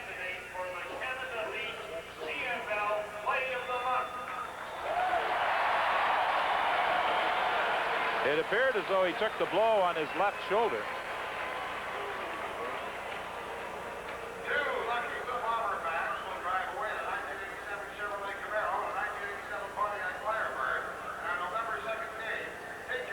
Ross Hodgkinson continuing to talk to Sampson and work on that injured left shoulder with 11:59 remaining in the game.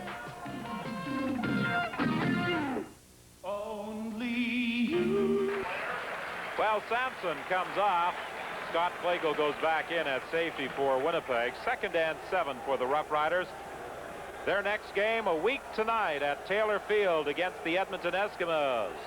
And the Eskimos are off to a fine start under Jackie Parker. A victory on the last play against Calgary, and then an impressive performance on Thursday night against the British Columbia Lions. What I was most impressed with was the play of Matt Dunnigan, the way he only ran the ball, I think, 3 times, and he just stood in there. He threw that football very crisply and right on the money, and boy, they had the BC Lions confused, and then turning on the other side, the Eskimo defense shut them down. 2nd and 7 for the Roughriders. The fans here at Winnipeg Stadium want that defensive unit to shut them out. The pass is intercepted by Roy Bennett. He fumbles the ball. Winnipeg manages to retain possession as Scott Flago gets it.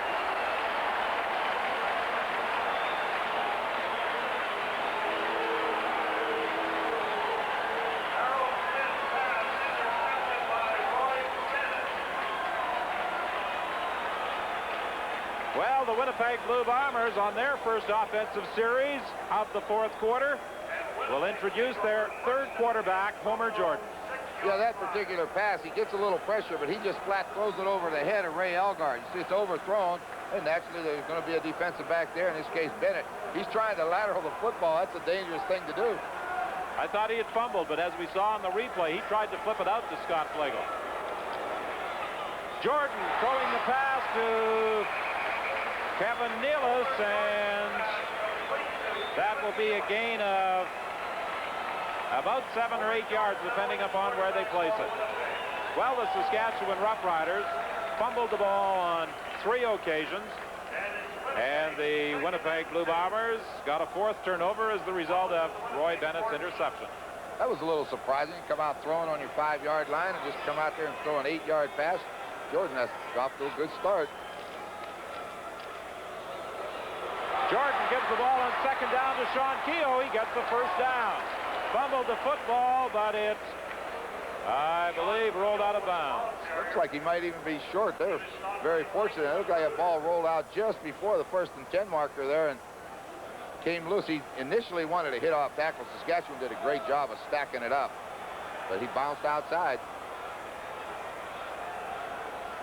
You're right. They are just short of a 1st down, and that means that it's 3rd and inches, and the Winnipeg Blue Bombers are going to go after it. 3rd down, inches to go. 9:57 is the time left. Homer Jordan, the former Saskatchewan quarterback, now directing the Winnipeg attack. He'll try and keep for the 1st down and should have it.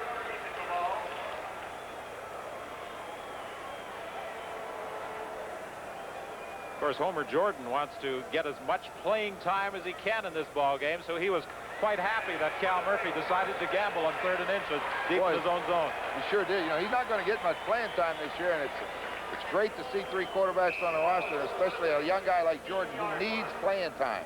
You know, you're not going to improve when you never get the opportunity to play. Last year, he wouldn't even have been able to dress, and at least he's going to get into a game that last year he had no chance of.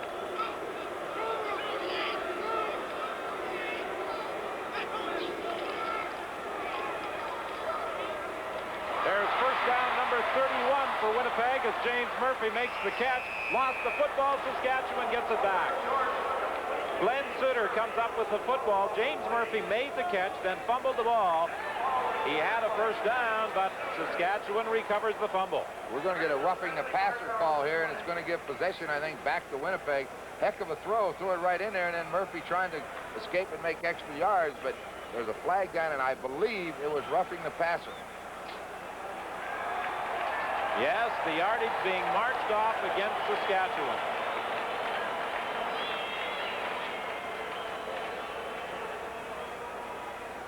Major foul, roughing the passer, 99 Saskatchewan, first down. Nick Hepler getting his name on the statistical sheet for that violation, and he heads off to the Saskatchewan bench. He's been replaced by Alan Johns. Jordan in trouble, and he's stopped by Alan Johns. He did not get a chance to throw. Good rush by number 75. James Walker comes from the outside, put the first hit on him, and as Jordan spun to try to get away, Johns let him have it. One of the reasons that Jack Goda was happy to get Nick Hepler from the Toronto Argonauts, he was telling us he is a hauler type of guy and the type of player he felt his Saskatchewan squad needed. Yeah, and the main thing about being the holler guy, everybody knows who he is. He's not just a new kid coming in there. Everybody knows Nick Hepler's been through the wars. Homer Jordan fires the pass over the middle. It's complete, but there's nowhere for Sean Kehoe to go as he was decked by Gary Moten.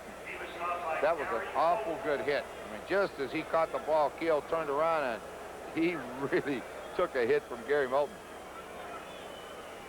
So on 3rd and 10, the Winnipeg Blue Bombers will kick it away with 8:13 still to play. Bob Cameron had a rather relaxed evening. I don't think they're going to have to do a dry cleaning job in his uniform tonight. I wouldn't think so. He may not even work up the sweat. He may not shower. He could very well be the first out of the locker room tonight. Only his 3rd punt of the ball game. Greg Holmes fields it. Greg Holmes is stopped at the 38-yard line. Scott Flagel was the first man downfield. So the Roughriders, trailing by 53, will scrimmage from their own 38 when we return.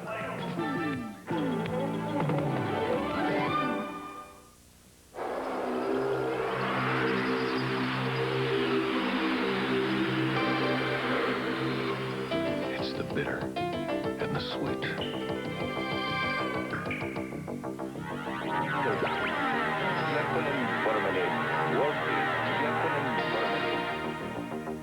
It's high hopes and the facts of life.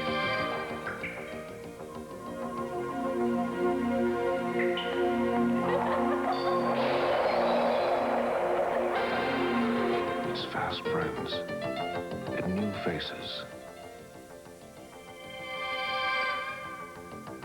What are we going to do about her?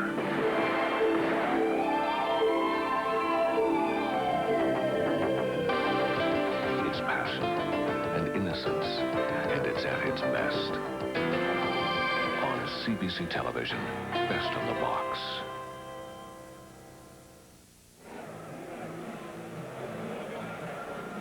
At the Winnipeg bench, Homer Jordan conferring with the assistant coaches upstairs in the spotter's box. Joe Pau just looking at that clock, wishing this one was over. Homer Jordan wants to keep on playing. Harold Smith for Ray Algard. First down at the Winnipeg 51. I like the way Smith rifled that one in there. Well, we saw him play last year a couple times. He has a heck of a strong arm, and Algard runs great patterns when he can go down and turn to the inside, and he'll find the hole. The Blue Bombers, as we said, are sitting back in a zone. He'll find the hole, and when Smith's arm, he'll get it there in a hurry. Well, Smith has completed 6 passes tonight in 11 attempts. 3 of them have gone to Ray Elgard. He was looking that time for Michael Elarms. It will be 2nd and 10 from the Winnipeg 51. The injured Winnipeg player is linebacker Tyrone Jones.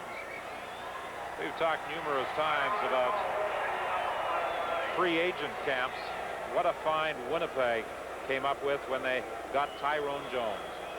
He's done a heck of a job for him. You know, he's listed, I think, at 6 foot, but I would question that. I don't think he's quite 6 foot tall, but he's a 220-pounder, and he's a solid 200-pounder, too. Out of Southern University, the 1985 Shenley winner, as the outstanding defensive player, and of course he was the defensive MVP of the '84 Grey Cup game. I think that those cramps are coming back to bother him a little bit. I've never been able to figure out that fella on the sidelines. Was that Buzz or Boomer? I don't know. I wasn't about to say anything because I don't know.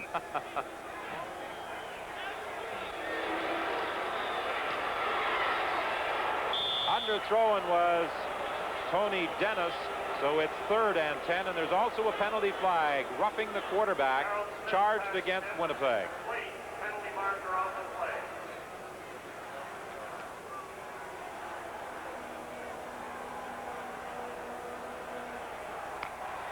Major foul, roughing the passer, number 72, Winnipeg, 1st down. Linebacker Delbert Fowler gets charged with the roughing the passer call. Well, we'll see him come in. Coming from the outside. There it comes. The ball's gone. Hit after the ball. Is that left the quarterback's hands? Good call. Holmes has replaced Jeff Patterson for Saskatchewan. Harold Smith didn't get a chance to throw as Hassan Abubakar got through to drop the Saskatchewan quarterback. Well, you saw those Winnipeg linebackers right up in the line of scrimmage that time. They was coming on the blitz, and they put the pressure on in a hurry. Well, they're removing the tape from the ankle of Tyrone Jones. So he could have a problem. Vernon Paul is in at a linebacking position now for Winnipeg. 2nd and 16. Smith throwing it deep for Ray Elgard. Incomplete. Ken Haley was defending against the Saskatchewan slot back.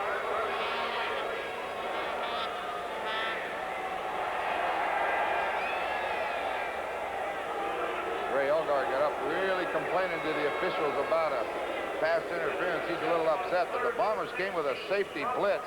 Number 14, safety Scott Flegel is free. He gets up in his face just as the ball's thrown. We're going to get a good look at it here. I don't think I'd call pass interference. He could have caught that football. He just dropped it. Field goal attempt by Ridgway from 48 yards out. It's short, and it's taken by Scott Flegel, and Scott Flegel tries to get to the outside. He does!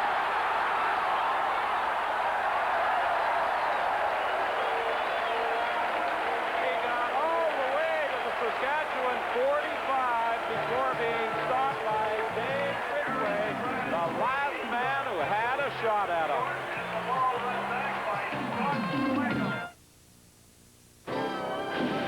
To Oshawa and eastern metropolitan Toronto, to Windsor, to Montreal, to Ottawa, to eastern Canada, Intercity Airways is your connection because you deserve comfort, convenience, and competitive fares.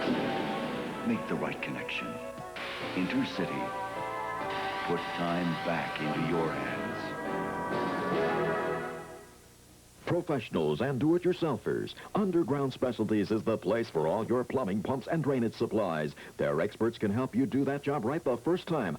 Do it right with the sink tank. This easy-to-install under-the-sink carbon water filter improves water quality. It removes chlorine and other chemicals that often affect the taste and odor of drinking water. It also removes up to 95% of dioxins. The revolutionary new sink tank is available at Underground Specialties, 5340 Walker Road, 3 miles south of EC Row. The Blue Bombers have done just about everything right tonight. A punt return for 82 yards by Kevin Nealis. Scott Flagel with a 61-yard missed field goal return. Play before he blitzed the quarterback and almost got a sack. That time he brought the missed field goal back 61 yards.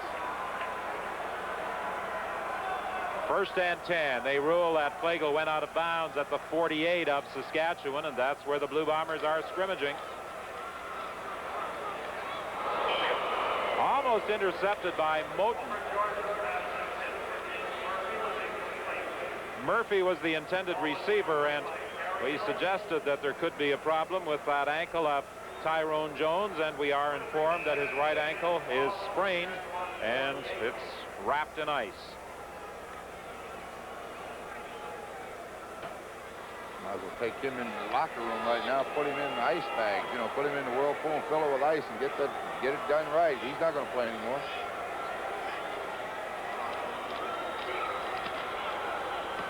Jordan looking for Murphy. Did he make the catch?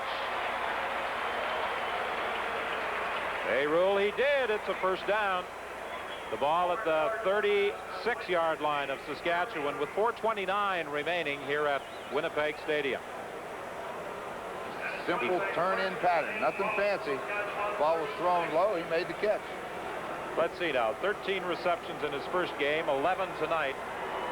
At this rate, it's going to be a heck of a season. Terry Tuttle will be very close to another 1st down at the 25. You know, Don, talking to Cal Murphy and the other coaches yesterday, I asked about Homer Jordan, how he's progressing. And the thing that they say they've been working with him on is to be patient and throw the ball short, take what they give him. They said when they got him, he had a tendency to want to throw deep all the time, so they don't allow him to throw deep too often. They want him to learn how to play ball control and hit the short people, and so far tonight he's done it. Well, obviously he must have some skills to take Clemson to that national championship, and of course he and Tuttle were teammates on that 82 championship squad. Just like old times, that one. Willard Reeves runs into about 3 Saskatchewan defenders, led there by Eddie Lowe.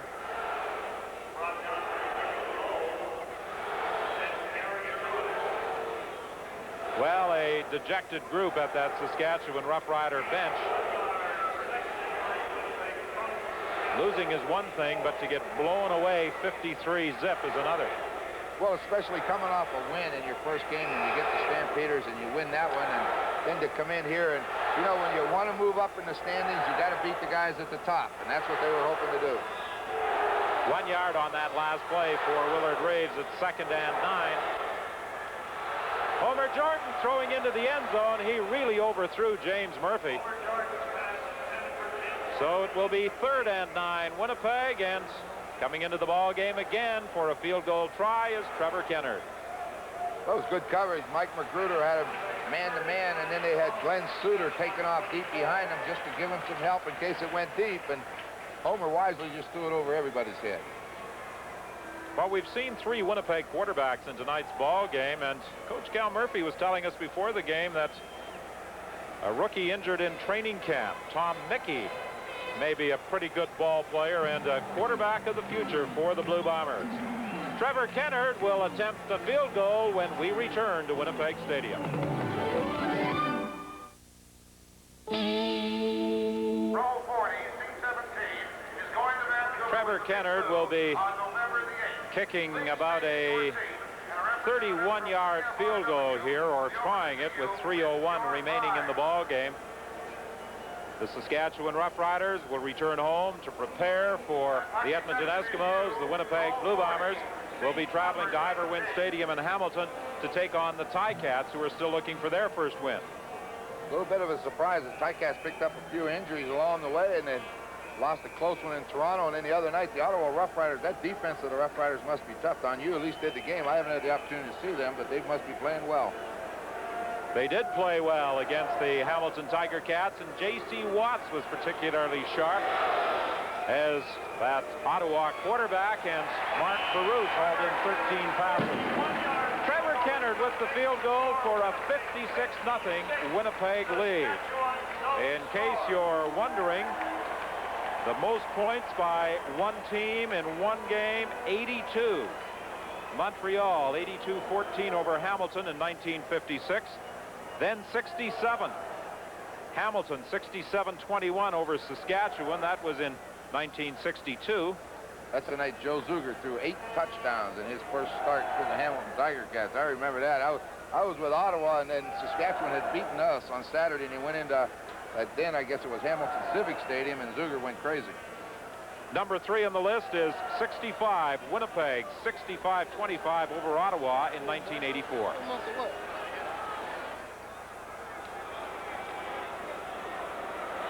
Harold Smith to Dennis, stopped at the 40-yard line, a gain of 5.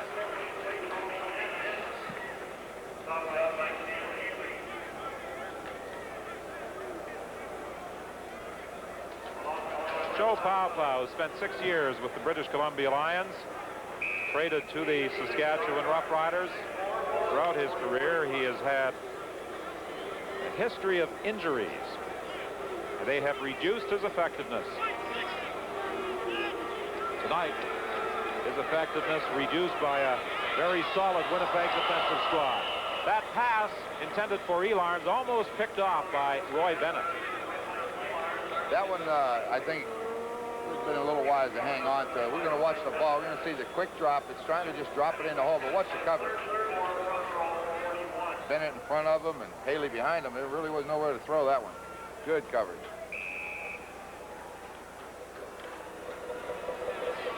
Third down at the 41-yard line. This is the point in the ball game when everybody on that Saskatchewan bench keeps looking at that clock, thinking that maybe it's stopped. Sampson will take it at the 30-yard line.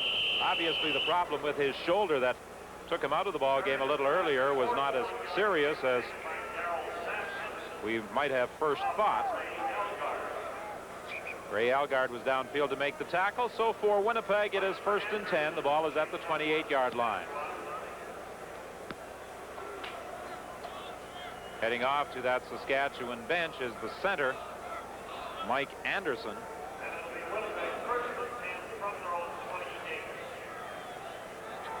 He was an 84 territorial protection of the Saskatchewan Roughriders. He attended college at San Diego State. As we mentioned, his father, Paul, played with Saskatchewan from 1953 to 58.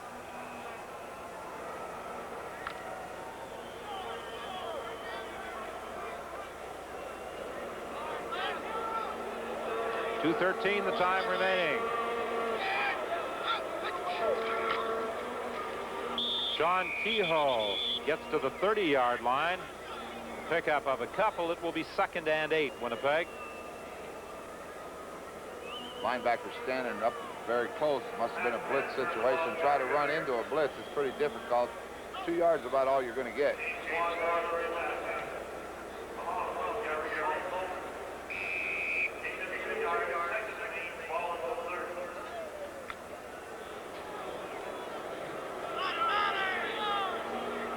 Second and 8, Winnipeg, with 1:59 still to play.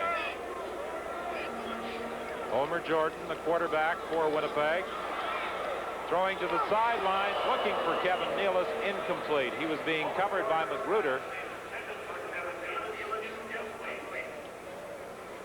That was a nice throw. Rick Goltz finally put a pretty good hit on Homer Jordan. He got some pressure. He tried to sprint outside, and they got him contained pretty good, and he stepped up inside. Pretty well thrown football, and then he took the hit, and down he went. As we said earlier, the Winnipeg Blue Bombers have substituted rather freely in this second half. The 2 backups, Kevin Nealis and Fabi, are running out of those slot back positions for Winnipeg. Well, you know, a backup's only one injury away from being a starter, so anytime you can get him experience, you have to get him in the game. Patterson takes the 3rd down punt by Winnipeg's Bob Cameron. And finally forced out of bounds by Vernon Paul.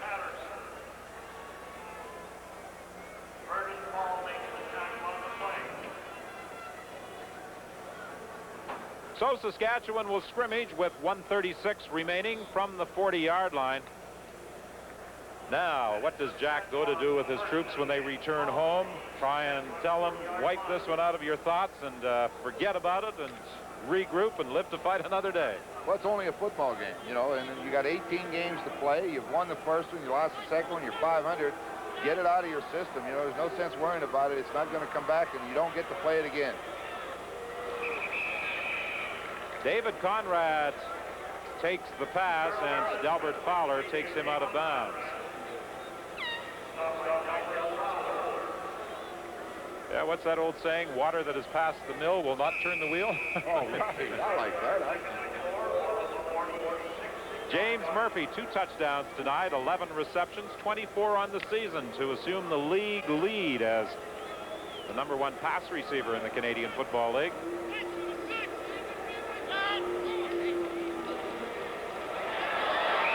Winnipeg was going after Smith that time, and James West got to him. Well, I think there was about 3 that had a shot at him, but West was the guy I think that got the leg on him. We're going to take a look at the linebacker. Number 58's on the blitz, coming around. Darrell Patterson comes free. Bobby Johnson tried to get there, but he was a little bit too late. And now West is pretty happy. James West, a very animated individual as he comes off the bench. Fred Glick, the linebacker coach, pleased that the troops he sent after Harold Smith managed to get there. Kevin Nealis will field this 3rd down punt at the 30-yard line. Nealis with another return, and fortunately for the Saskatchewan Roughriders, he was hauled down.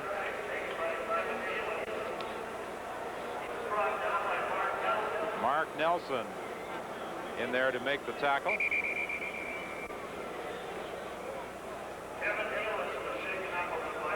Nealis tonight has returned 8 punts for 155 yards, and he is the injured Winnipeg Blue Bomber.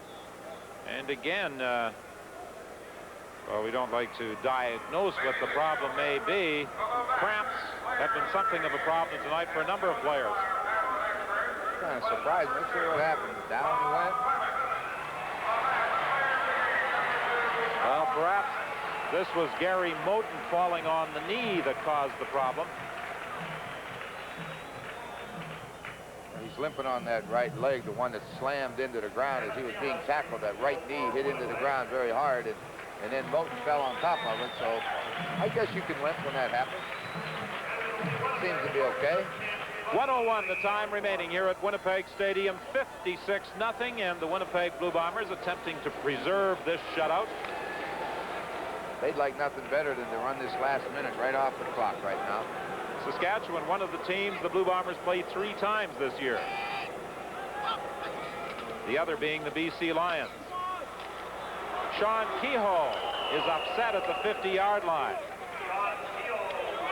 And now we have some action. Eddie Lowe and Sean Kehoe.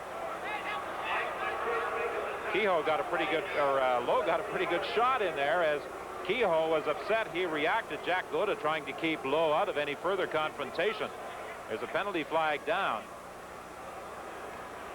Rough play is being charged against Saskatchewan. Kehoe got up and immediately went after Eddie Lowe.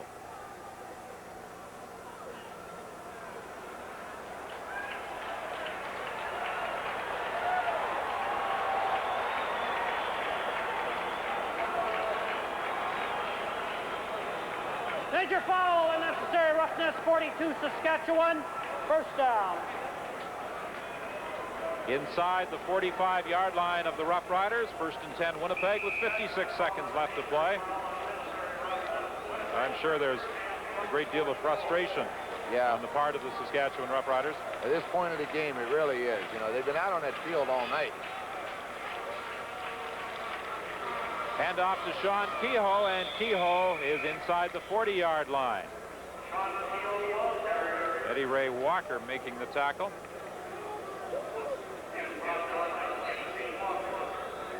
6 carries now for Sean Kehoe for 21 yards. In this fourth quarter, he has pretty much done the bulk of the ball carrying as far as that Winnipeg ground game is concerned, as Willard Reeves gets the rest. Great opportunity to work on that running game. That's the one part that's neglected because you don't like to beat the people up in practice. Sean Kehoe taking the pitch.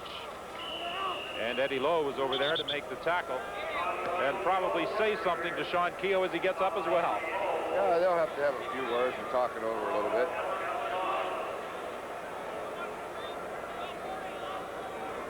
Bombers are stopped short of a first down. They are at the 37 of Saskatchewan. And with the seconds ticking away, the Blue Bombers leave in the offensive unit.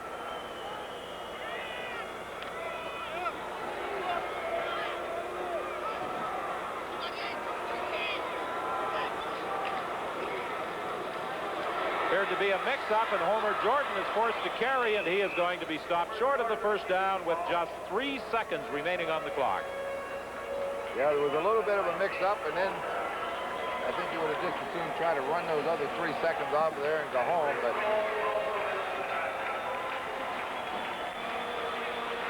Rick Goltz, number 63, pretty good job of blocking. He finally escaped and ran. Oh, number 75, Walker made the tackle.